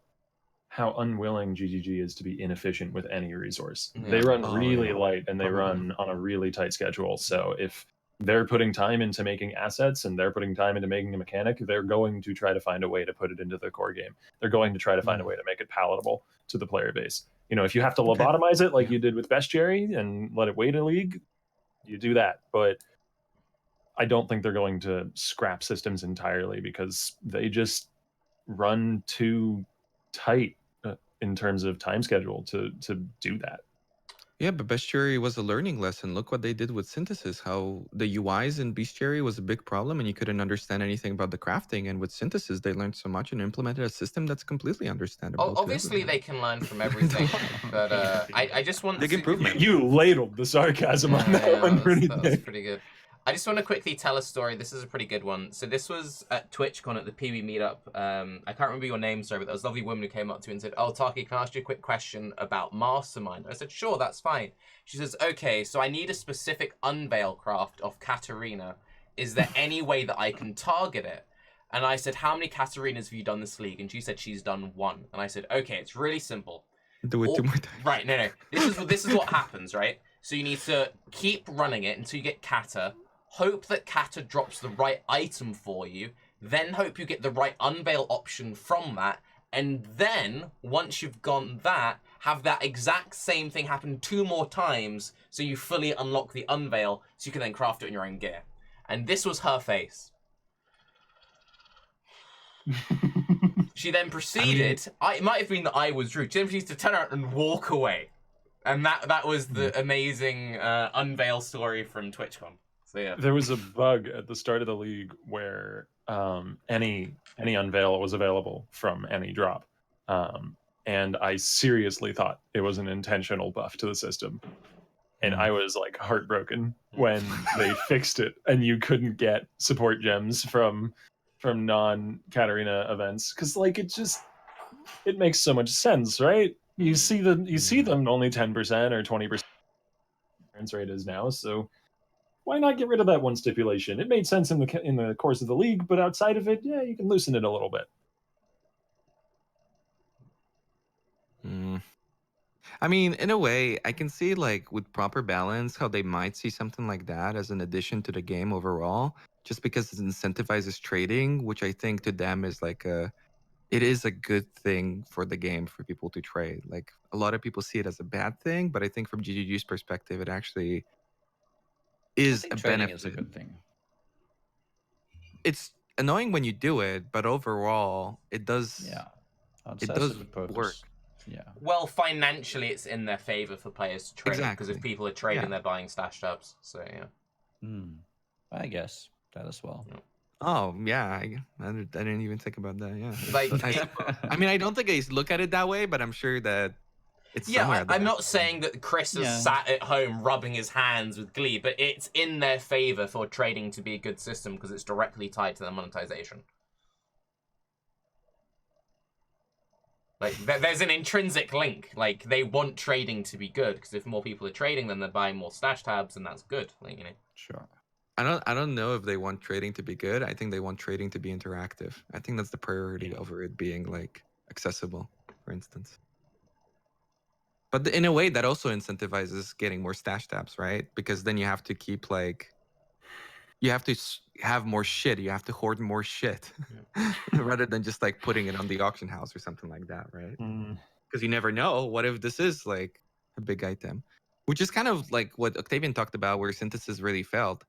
That, well, in general, I guess everybody talked about where, people are selling valuable items and they won't ever know until the end of the league.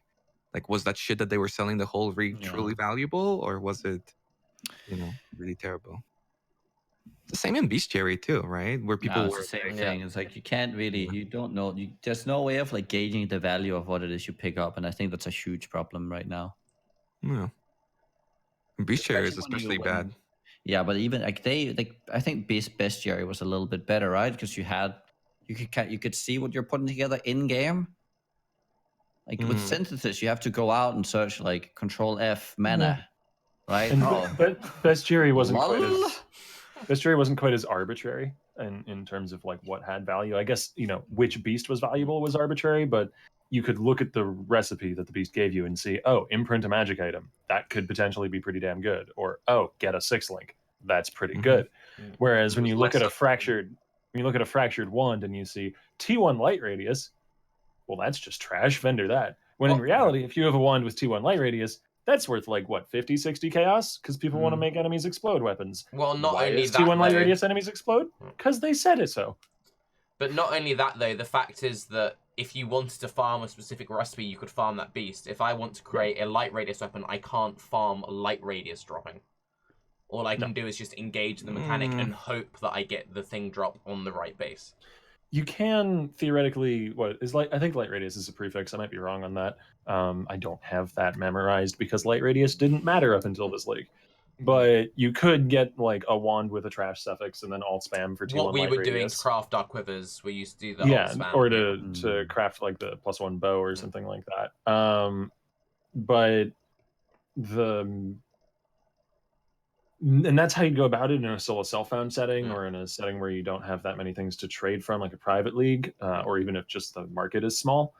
But the more lenient you have to be on that, the less likely you are to get what you need, and so the more like insurmountable the system seems.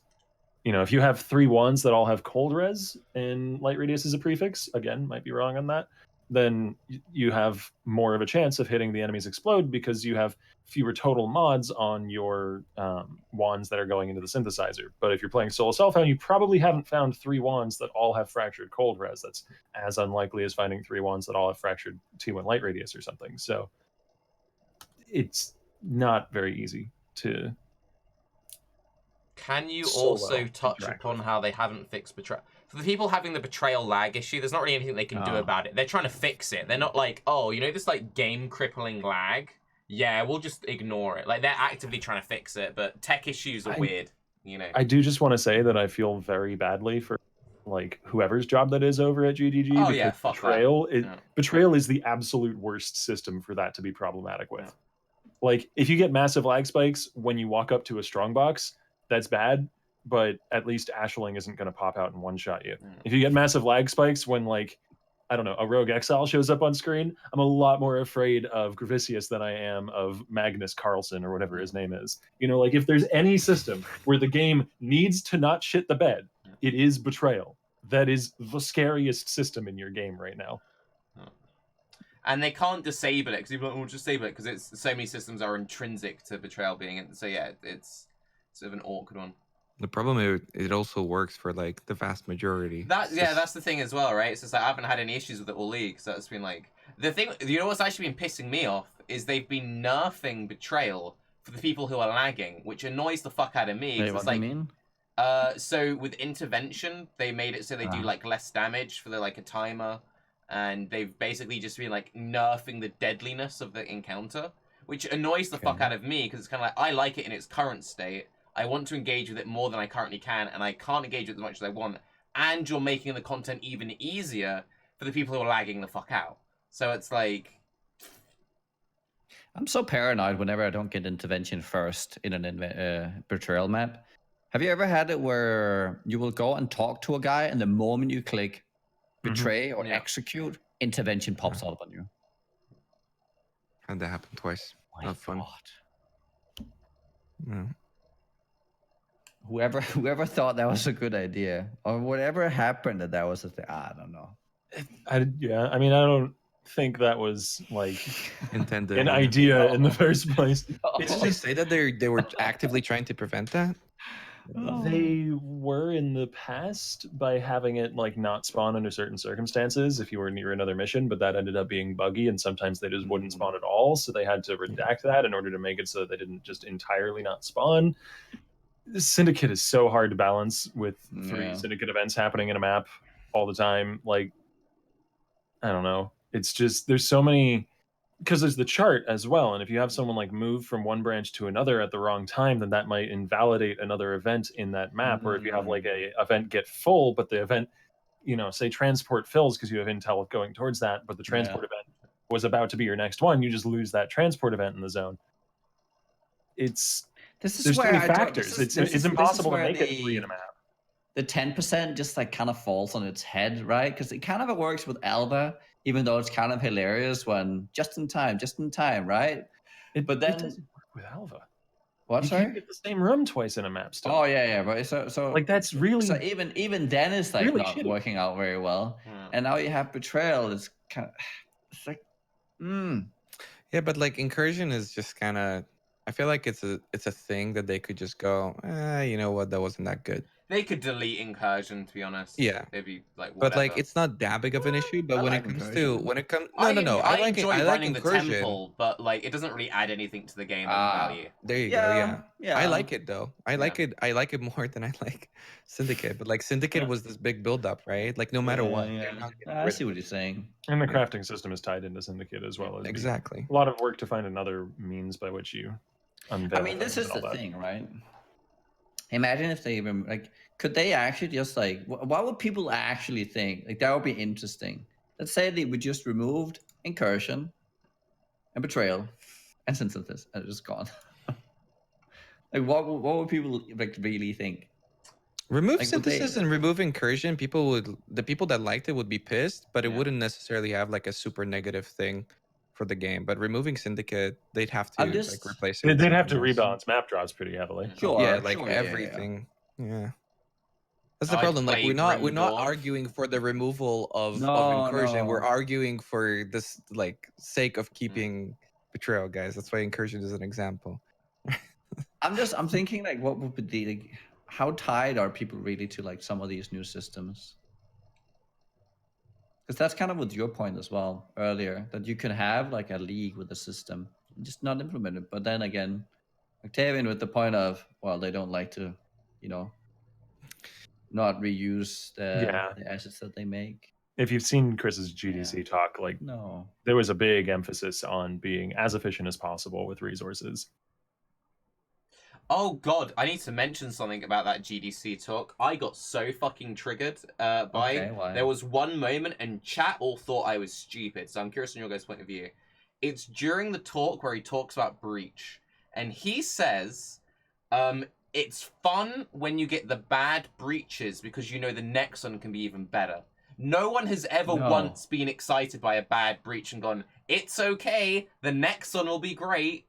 Whoa, no, that's different. I think in my case, I go, it's okay a lot of times, but it doesn't like piss me off that it's not good. I just kind of go, it's okay, but I don't go, I'm excited for the next one. Yeah. I don't do that. Yeah. I agreed with the whole talk, and it was an amazing talk, but that bit just really stood out to me because it's like he wrote the script for that, so he chose to put. He just didn't have to mention that. He could have said breach is a system that our player base likes. Next point. And it was like, why are we pretending that bad breaches are a good thing? Because bad breaches are I think that the it's like relative difference between them will make the next one more exciting. You won't sit there and think, oh yes, this one's bad, so therefore my next one will be exciting. No, nobody thinks like that. But the idea that sometimes you get a bad one and you'll sit there and you go like, that was unfortunate. I don't think maybe that but then you'll also have the high moments of yes, this was a good one. That's the thing that you have to. It's like a good unique item and a bad unique item. You don't think, oh, I hope the next unique item is going to be good. But when you get a good unique item, you're like, I'm so happy because in comparison to that shitty one, this one's really good. And I think that was his point with the breaches. I think so too. Like it could have been the bad one, but I got the good one, and that's fun. And if we want to tie that back in to synthesis and its implementation, particularly with like item drops, a lot of the player base probably just doesn't know when they dropped a synthesis fractured item that's like the good one. You know? They're not going to get excited about that. Yeah. Can I also just say quickly, though, before we drop the breach discussion, breach already has that system inbuilt, though, because there's the difference in getting hyped about Tull and getting hyped about Chayula. Like, breach already has a hierarchy where you're like, yes, Chayula, PogChamp.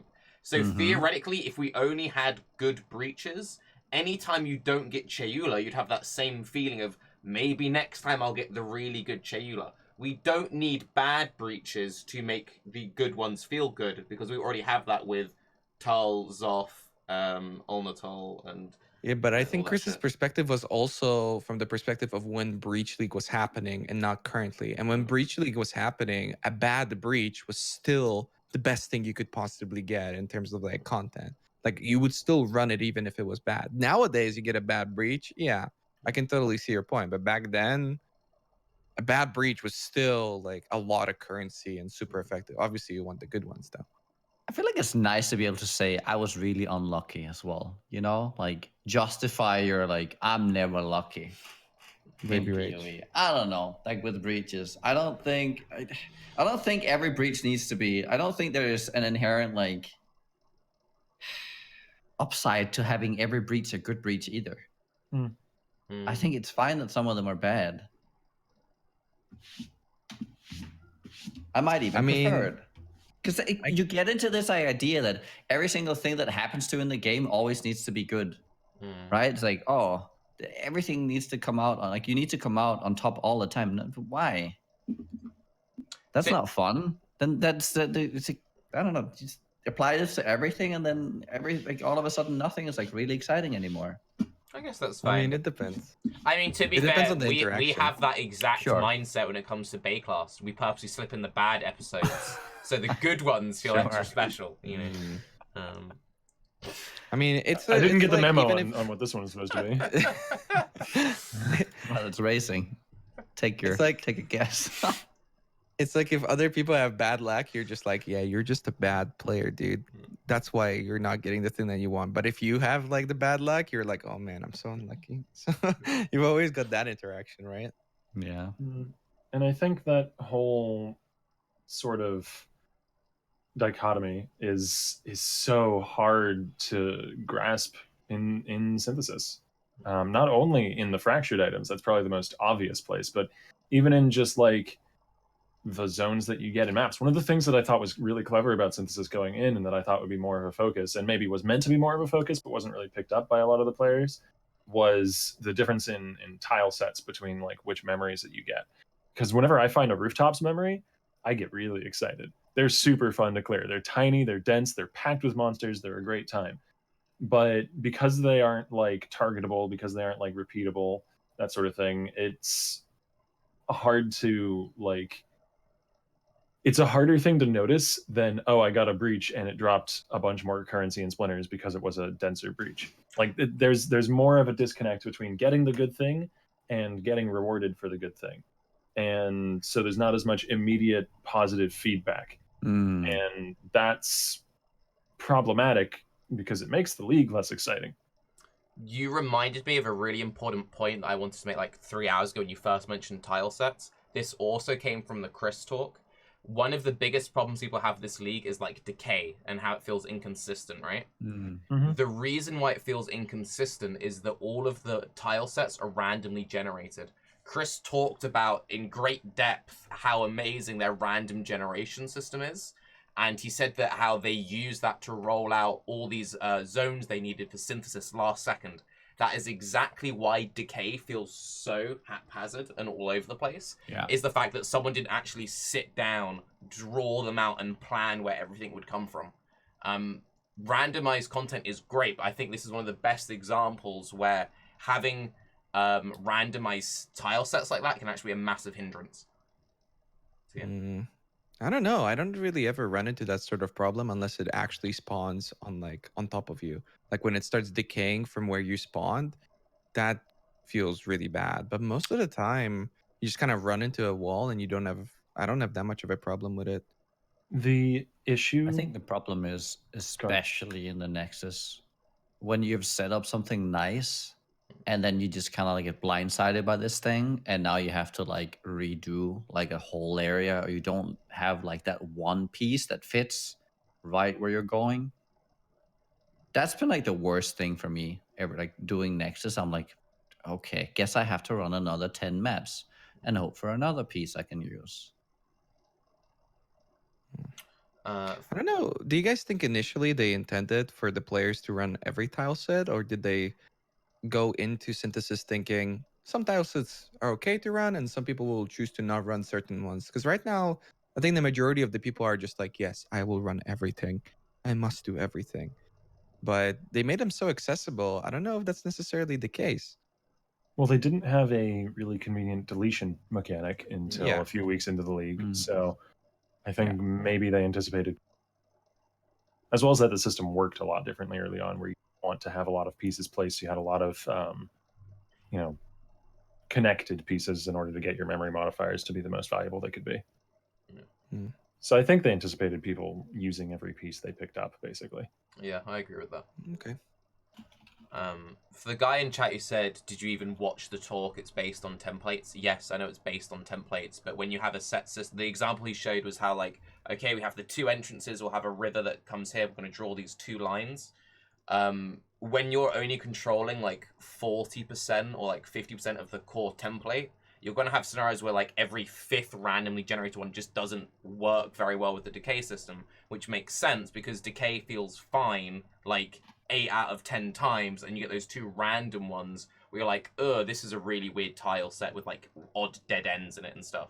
So yeah, I think the Decay has actually been dealt with relatively well. I don't notice it too often. The only times when it feels like I'm just pulling the lever on a slot machine and much control over it is when I'm using a fast charge on a 4-point or a 3-point piece to try and get to somewhere, because it's gonna have to start decaying from a side, and it could just choose the side that I'm trying to reach, so it'll start decaying immediately. And if that's on the opposite side, even if I'm running with like low cooldown blink arrow, tailwind, onslaught, 35 move speed boots, I just can't get there fast enough. Like I was doomed from the start because I lost to the 1 in 4 die roll, and that just feels kind of bad. Yeah. I think maybe they thought that like just killing the mobs and just getting the extra content is enough, even if you don't get every piece. But it feels, I'm not saying failing like, never feels that great. No. I'm not saying that I don't want any chance of failure. I'm saying that I always want a chance of success. yes. And sometimes I don't have a chance of success because it starts decaying from where I need to go immediately as soon as I put the piece in. Yeah, but then it's such a high variance amongst builds. Like, when do we draw the line of like, this build is the baseline of how we need to balance decay, and then a build that's stronger than that will succeed 100% of the time because we need these people who have a weaker build to not fail. You I'm kind of not run into the sure. issue of Incursion, you know, where it's just like you always have time and it never feels like a factor that you've got the timer. I'm not sure about the specifics of what the decay rate should be. More in this specific instance, I'm saying that decay in a 4-point piece that has 1 charge left should probably always start from where you start. So that way you Okay. always have a chance of reaching one of the exits that you're trying to get to. You know, But you isn't won't that the necessarily most frustrating succeed, part but- though? Because like sometimes you get a layout where you just can't get out no matter what. They've done a pretty good job of fixing that overall. Oh, I'd okay. say. They have the decay have a bit of a delay before it starts if it is starting from the side that you're starting on. So if they just made it pretty much always do that. So you have like 2-3 seconds to get out from the entrance. You know, you click the entrance, you walk forwards, and then it starts. Then you solve the problem of just being, you know, like RNG screwed out of being able to actually use a piece. This fundamentally changes Decay entirely as a system. Would it work if Decay always followed you? So you're kind of like playing Snake in the maps and it's getting like faster and faster. The issue, I think, with that is if you're trying to do, say, a reward that you've pathed to, and you happen to choose the wrong direction from the start, and so you make the system way harder for yourself because it starts decaying from the reward half of the node rather than the other half of the node.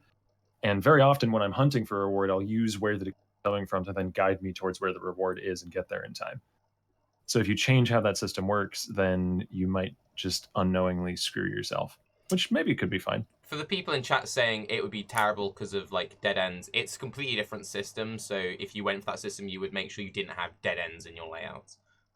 It's not that well. You know. It wouldn't feel as random, right? Because if you cut yourself off, then you would You go, know it's "Oh, your okay, fault. I cut myself off because I did this. Yeah. Like I left that there. That's a problem." And even then, how big of a spread would it be? Like if it would really be snake-like, maybe you would still have gaps that you could jump over, even if you make a mistake. But then at that point, you never fail, right? You just cross over the map and then cross. That's the other thorny thing that I wanted to bring up earlier, because I think this league sort of shines a spotlight, 1, on the problems a lot of people have with the trade system, but 2, the still remaining issues with controlling movement skills in Path of Exile.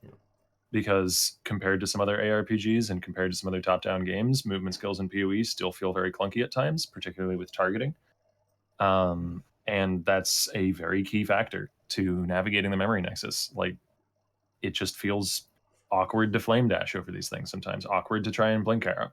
And the mechanic sort of pushes you into that corner of having to face that bugbear.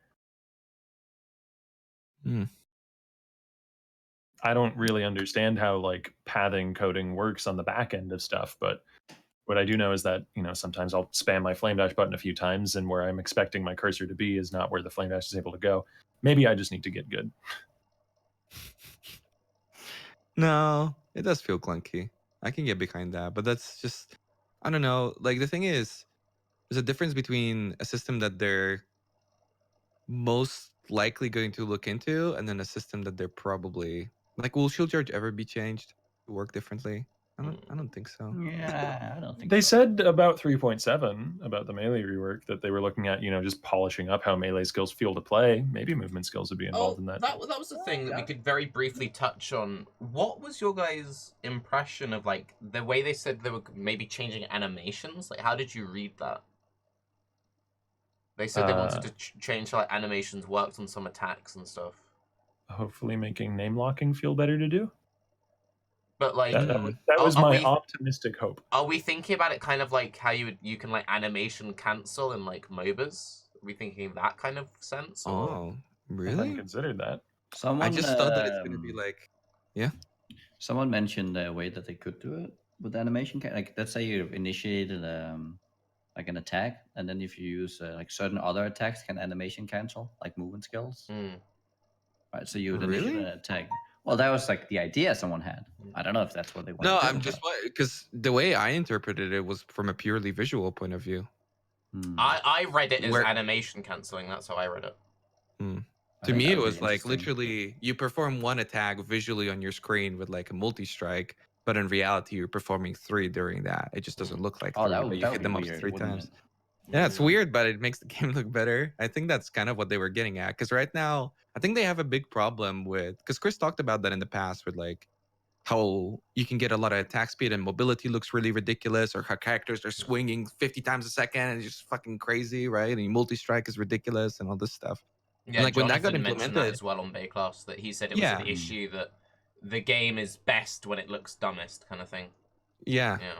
So that's kind of that's kind of where I got the thought that maybe that's, but like yeah, animation canceling would be very interesting, and that would also work into the name locking, like Octavian mentioned.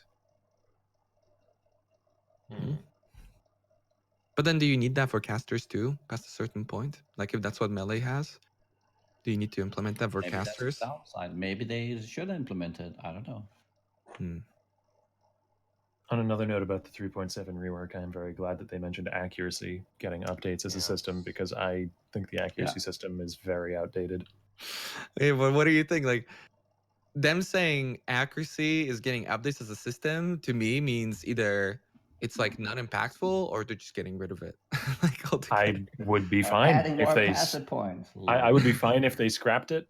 To be entirely honest, because they have gone halfway to doing that already with how many sources of hits can't be evaded there are in the game now. Honestly, like they would probably keep it for like they could just do the same thing. Didn't they do something similar with monsters have one thing and then we have another? That's like a system. I mean, I don't know about a whole systemic thing, but there's some like skills where that's the case. You know, Mammoth still That's has the old case ball for that all they did. skills. Yeah. That's what they told. I remember messaging them about that, and that's what they told me. They That could mobs keep never use it. evasion and monster accuracy versus our evasion, right? It's not because accuracy is tied into evasion. Yeah. So it's not like we can't like they could do that, keep the old system for just monsters, and honestly just grab it for players. I think one thing which would be really nice if let's say they keep it theoretically would be if it was just like a hard percentage system, because then when you look at a ring you kind of know like what you're getting. So it's kind of like, oh, that ring has 5% accuracy, I'm getting 5% accuracy. Because I think a lot of the issues I have with games sometimes are it's kind of like, oh, I'm getting 480 accuracy, I don't really know what that means. So I have no real way of judging just by looking at the item if that's good for me or not. It's the problem with accuracy is that it allows for like really bad moments. Like should stacking accuracy just allow for positive outcomes rather than negative outcomes, right? Instead of preventing negative outcomes, maybe it should be reworked towards you could use accuracy as a system if you don't want to remove a system, but inherently it just comes out as only a positive whenever it triggers, right? You get the accuracy roll and something exciting happens. Yeah. Like just like crit would do. Yeah, like double damage or like 20% more damage or whatever. Yeah, something like that. It's You also can come down. I'll go. Go ahead. No, you. Okay. Also, the issue with accuracy, and you mentioned it perfectly, is do you guys remember old school like desync era PoE? And you're like, I can't tell if I'm lagging or if I'm missing. That's one of the worst things. Actually, like either I'm lagging right now or I've been really unlucky the last like 4 cleaves, and that's something that I've always hated with accuracy in Path of Exile. Yeah, that was the thing with Flicker Strike and old desync. Whenever people were like, I can't survive on Flicker Strike and stuff, and everybody was playing like Crit Shadow, dude, just equip a 2-hander, go Resolute Technique, and you can always tell whenever you're lagging. Because if you're not hitting a thing, then you're lagging. Like OS, and you're good. But that was like the only way to play it. But that's also like an argument for why they wouldn't necessarily remove it entirely. I really like Nugi's idea, but like if they kept it back then as a system where the game inherently was getting in the way through desync, which everybody was affected by, more or less. Yeah. I don't know if they would just get rid of it now. Because they can do that. They can get rid of accuracy. They can standardize like the way mobs target, and they can just lower numbers on evasion and rework the entire system and make it work. But would that necessarily be like a positive thing? I don't know. I like GGG idea. Even if the game like hit rating. I think even if the game like if we're not getting more power, like a shakeup is like almost never bad, as long as we don't come out with a system that's like not interesting to work with. That makes sense. Anya has an interesting mention, like Grim Dawn, where too much offensive ability increases your crit. Exactly. Yeah. If your offensive ability is like higher than the defensive ability of the other guy, then that increases your crit chance. I think they have a really good system in Grim And I Dawn would- when it comes to that. I personally wouldn't be sad to see accuracy as we know it go. Like No. as you said, a shakeup is good so long as it's something interesting. Accuracy as it currently stands is not particularly interesting. It just in my creates opinion. too many like It's just a bad tax. moments. Yeah. It's a tax that you pay for playing an attack. Yeah. So a crit attack. And right now, tax evasion is easier than ever. Just craft hits can't be evaded. Yeah. Like the system is There's so many almost ways to the just point of ignore it. irrelevancy already because you Yeah. can ignore it so easily. And everyone looks for the best way to ignore it, pretty much. Yeah. Which And if to you me can't do it, it's smacks like, of a bad I don't system. really want to play it because I don't have the cannot be evader. You know, it's like, okay, then I don't even want to play it, right? Like if everyone's just going out of their way to try and ignore your game mechanic as a whole, and you've been adding more and more tools for people to do that because that's the only way to make something else viable aside from like champion, you know, for melee, then why is it still in the game? No, but I think that is the indicator where they're like, okay, we're seeing a problem here, but we can't deal with it right now. So here's a couple tools to like kind of mitigate this issue temporarily. Taking it one step further to a different topic that's somewhat related, everybody has stun immunity now too. Yeah. And Brian King. Like I don't know if as many people would agree with me on stun is as well something of an outdated mechanic. Ooh, I disagree. I don't agree. As I said, I think a lot of people might disagree with me. Now, I don't necessarily think that like it should just go away and the game should be easier as a whole, but I think it's become somewhat phased out because there's so many sources of stun immunity and stun avoidance in the game now. See, but I feel like that's why it's difficult to make these sort of changes based off of like the current meta. Because if you would have made this argument probably in like the Sunder melee meta like over a year and a half ago, I probably would have agreed with you. On which, the accuracy or stun point? The stun. I probably would have been like, yeah, I can see how stun doesn't really make sense because everybody's stun immune anyway, and you've got like the pantheons and everything, and you know, you got all this mitigation, you can make yourself 100% stun like resistant and all this stuff. I probably would have been like, yeah, this makes sense. But now with the game evolving and everything, I definitely do not agree with that. I mean, but I can see how a point in the future, like it could get to a point again where that would be the case. So that's why it's so difficult to remove systems entirely, such as accuracy, because maybe we're eventually going to get to a point where that's going to make sense. And I mean, with the whole rework to melee and like rebalancing and everything, that might be a large part of the system that could potentially be beneficial. But I just, in the case of accuracy, I can't see how it would be unless it is a system, maybe a combination of the two, where like too little accuracy makes you miss, too much accuracy makes it so that you gain some sort of extra crit chance and whatnot. And depending on the type of content that you're engaging with, it could be like that, like the against offensive and defensive system of Grim Dawn. It just feels like at this point, for an Ascendancy to be truly viable is like, you know, a high level meta Ascendancy, though, stun immunity just has to be tacked onto it in some way. I don't. You know, I think that's like player perception more than anything. I think possibly you have to have X thing. You can do just fine with having a fairly high amount of avoidance, or you can have what's it called? I mean, I've gone you forward. You want to prevent the stun luck, right? You want to just sometimes you get stunned. Some characters can deal with being stunned, and they're perfectly fine with it. They can be the tankiest things ever. You can have a skill choice. You can have an item choice. You can have an ascending choice to get around it. I mean, you pay the cost of Brand King though if you want to get like stun lock avoidance while not being stun immune. No, not really. No, you can do other things. People are lazy and they don't want to deal with it in other ways. But there are plenty of ways you can deal with it. Possibly I haven't dug into it as enough. well. Like I don't know.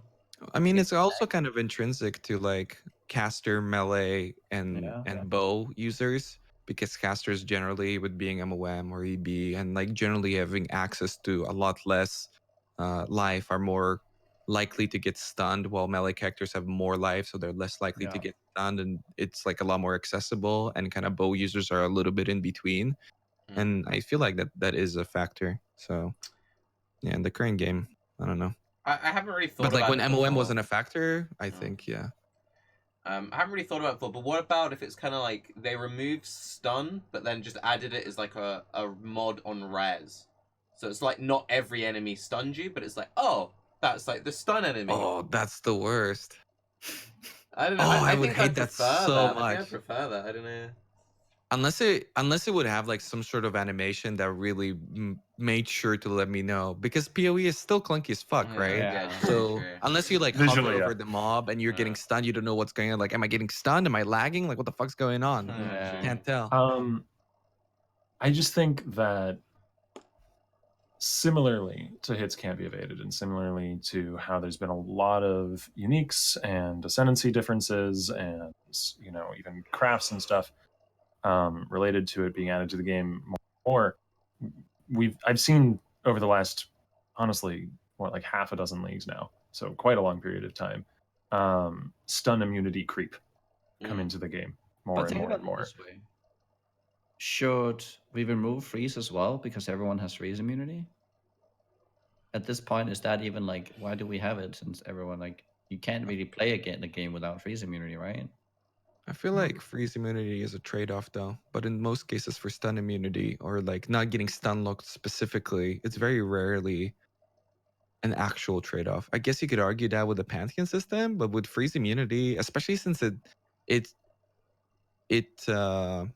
dabbles with flasks, you know? Like Yeah. flasks are such a big deal. They give you so much power. Yeah. That it feels like I mean, it's the thing trade-off. is like the trade-off is higher, but it's also a more dangerous kind of thing, right? But the thing, you're always just deciding. Just like, log out, lol. you all, yeah, that's what we used to do. Oh, that's a long time ago. God damn it. But it's just, you always make choices, right? And I think it's a good thing in PoE that we don't take away all the choices that we make. My argument, though, is that the choices are becoming less and less relevant as more and more sources of stun immunity are just rolled in with strong stuff already. Yeah. And that's what makes me think that the system may be pared down or changed significantly going forwards. Okay. Because I mean, changing, look, could see, but keeping look, like the mechanic in some way, I think look is at good. look at the ascendancy nodes that give you stun immunity from like a cult or trickster or something. They're just like, they could not have stun immunity on them and they'd still be very good. Oh yeah. It seems like GG is just kind of throwing it in. Well, I don't know if it's occultist specifically, because then you're arguing CI, and getting stun immunity on CI is not that simple.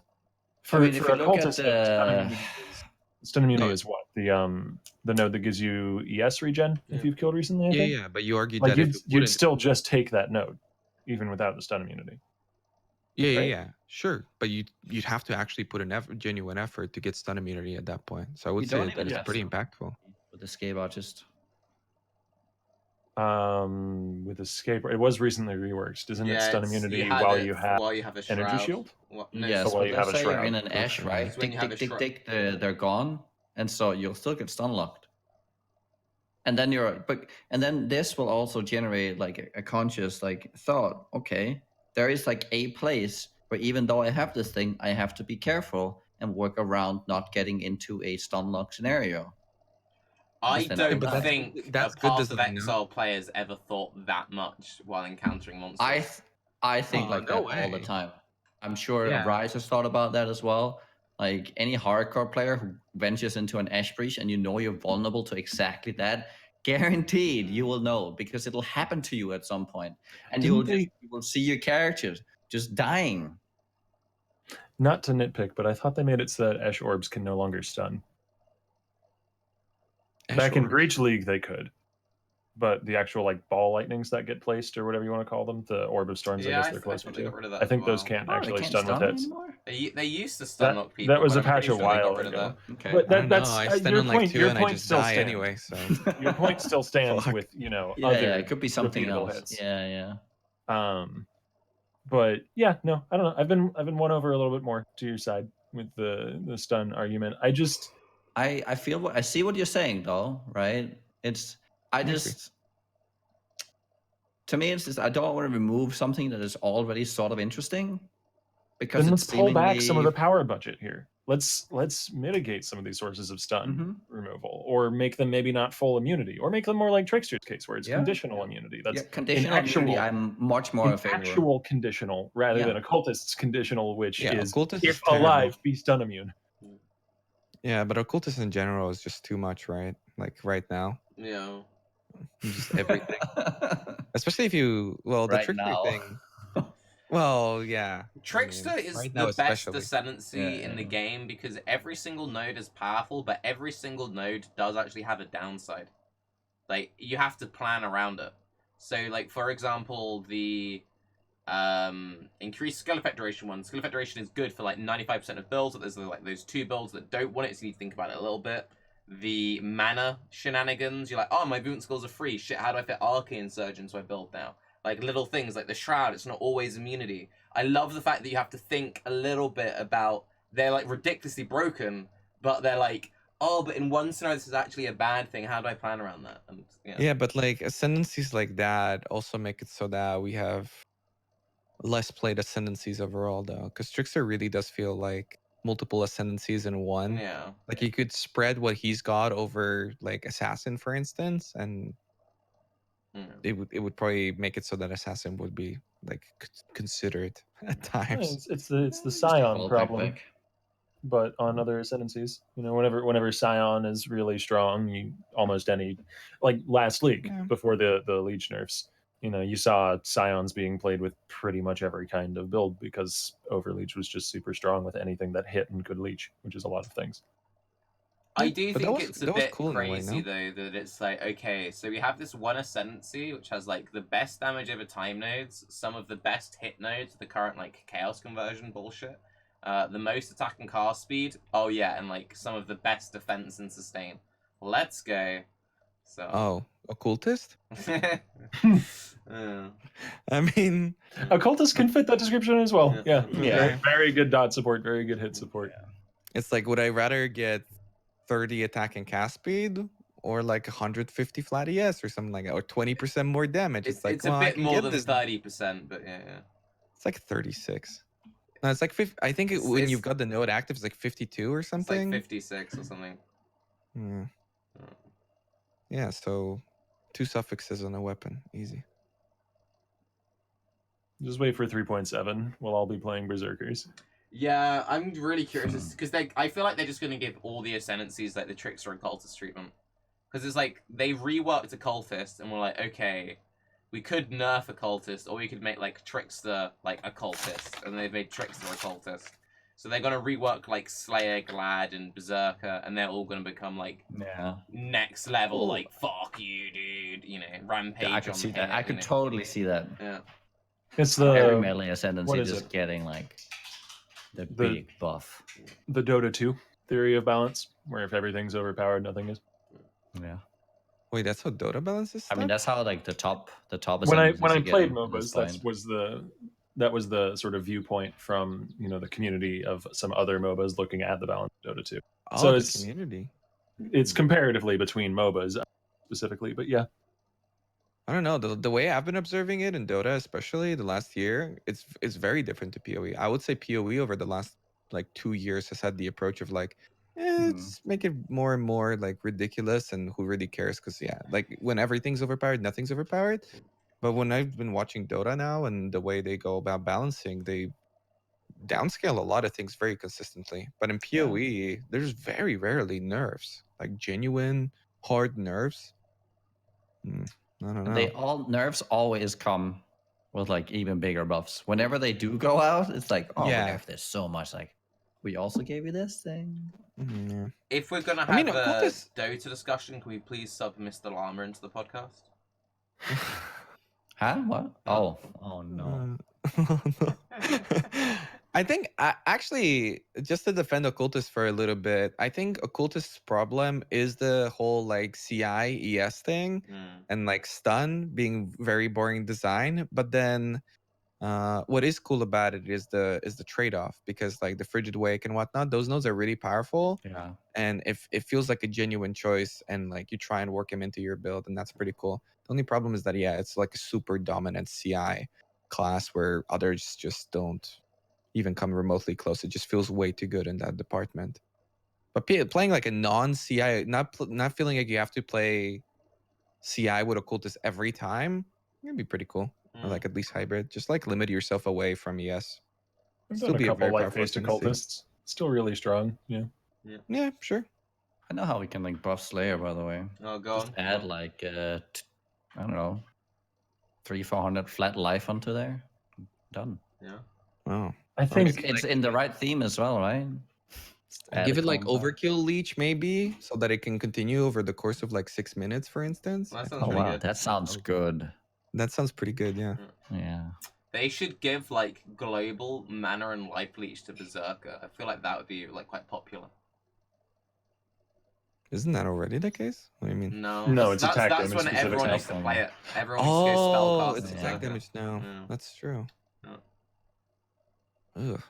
I wonder if that would actually bring it back. I don't think so. I mean, it'll bring Caster Berserker back. Yeah. Yeah, but then when would you play that? Over like Trickster or Inquisitor? Or even Hierophant to a certain degree? Or like Elementalist? Or Chieftain? I don't know. I don't think anybody would Chieftain. still do that. I get like a nice 15k effective life pool MOM build with double leech. Why are they so afraid of giving us mana leech for casters? It's so good, rare, and I don't really get it. Like, it's strong. I realize it's strong, but it's so rare as a source. Maybe because it's separate. I think it's because mana leech overpowers all, and as far as like, unless you're super invested into mana and going like mana recovery on skill use and stuff, I think it overpowers almost every other use of mana recovery in terms of how powerful it is for baseline investment. So it would just make, mana regen as a mechanic kind of irrelevant unless you're hard invested into mana. Okay, but then what if they would make it so that your character can only leech 10% of anything at all times, no matter what, right? So it you wouldn't choose be between 10% life or mana leech? Yeah, kind of like that. It wouldn't be like 10% life, 10% mana, but instead, yeah. I think you'd probably go life leech and just rely on mana regen in a lot of cases. But that's good, no? Yeah, these like that's what people do anyways. No. I think most people just leech it now. Once you play, Mana? like if your character hits, it leeches mana. No, like you make it a point to get Warlord's Mark or Leech Enchant on boots. At least I do. I feel like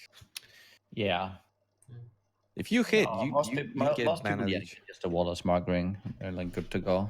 Yeah. But that's like a pretty, like, your ring's going to be probably a lot weaker than a regular ring, because getting a Warlord's Mark ring isn't that easy. And then you're not using another curse, and curses are so strong. The thing about Warlord's Mark is that it works with bosses, though. And like every other curse basically doesn't. So. Well, they did buff the offensive curses. They're more powerful against bosses now than they were before. The frostbites and conductivities and stuff. Yeah. It's still a pretty small multiplier, though. No, like 7. I can't remember how much it was. I don't know the numbers offhand.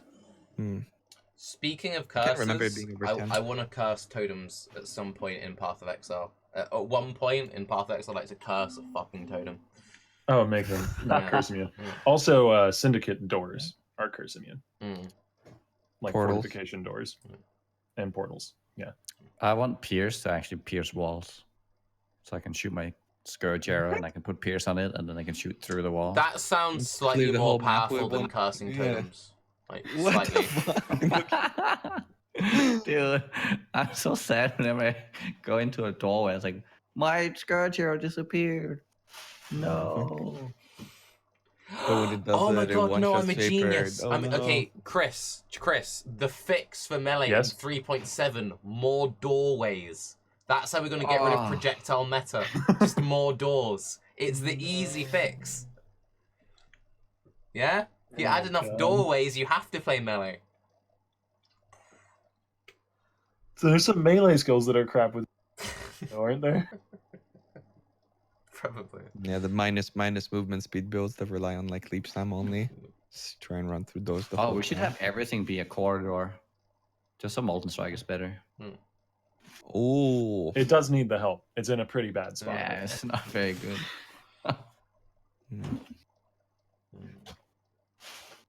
it is interesting that people are willing to invest into Molten Strike to get it to a point where it's so ridiculous, but they're not willing to invest into other like skills to clear maps well, melee skills specifically.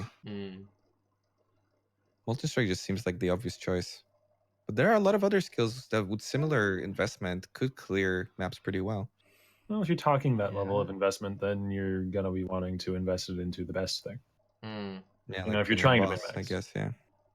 And as well as that, like the end game outlet for that kind of investment is Delph.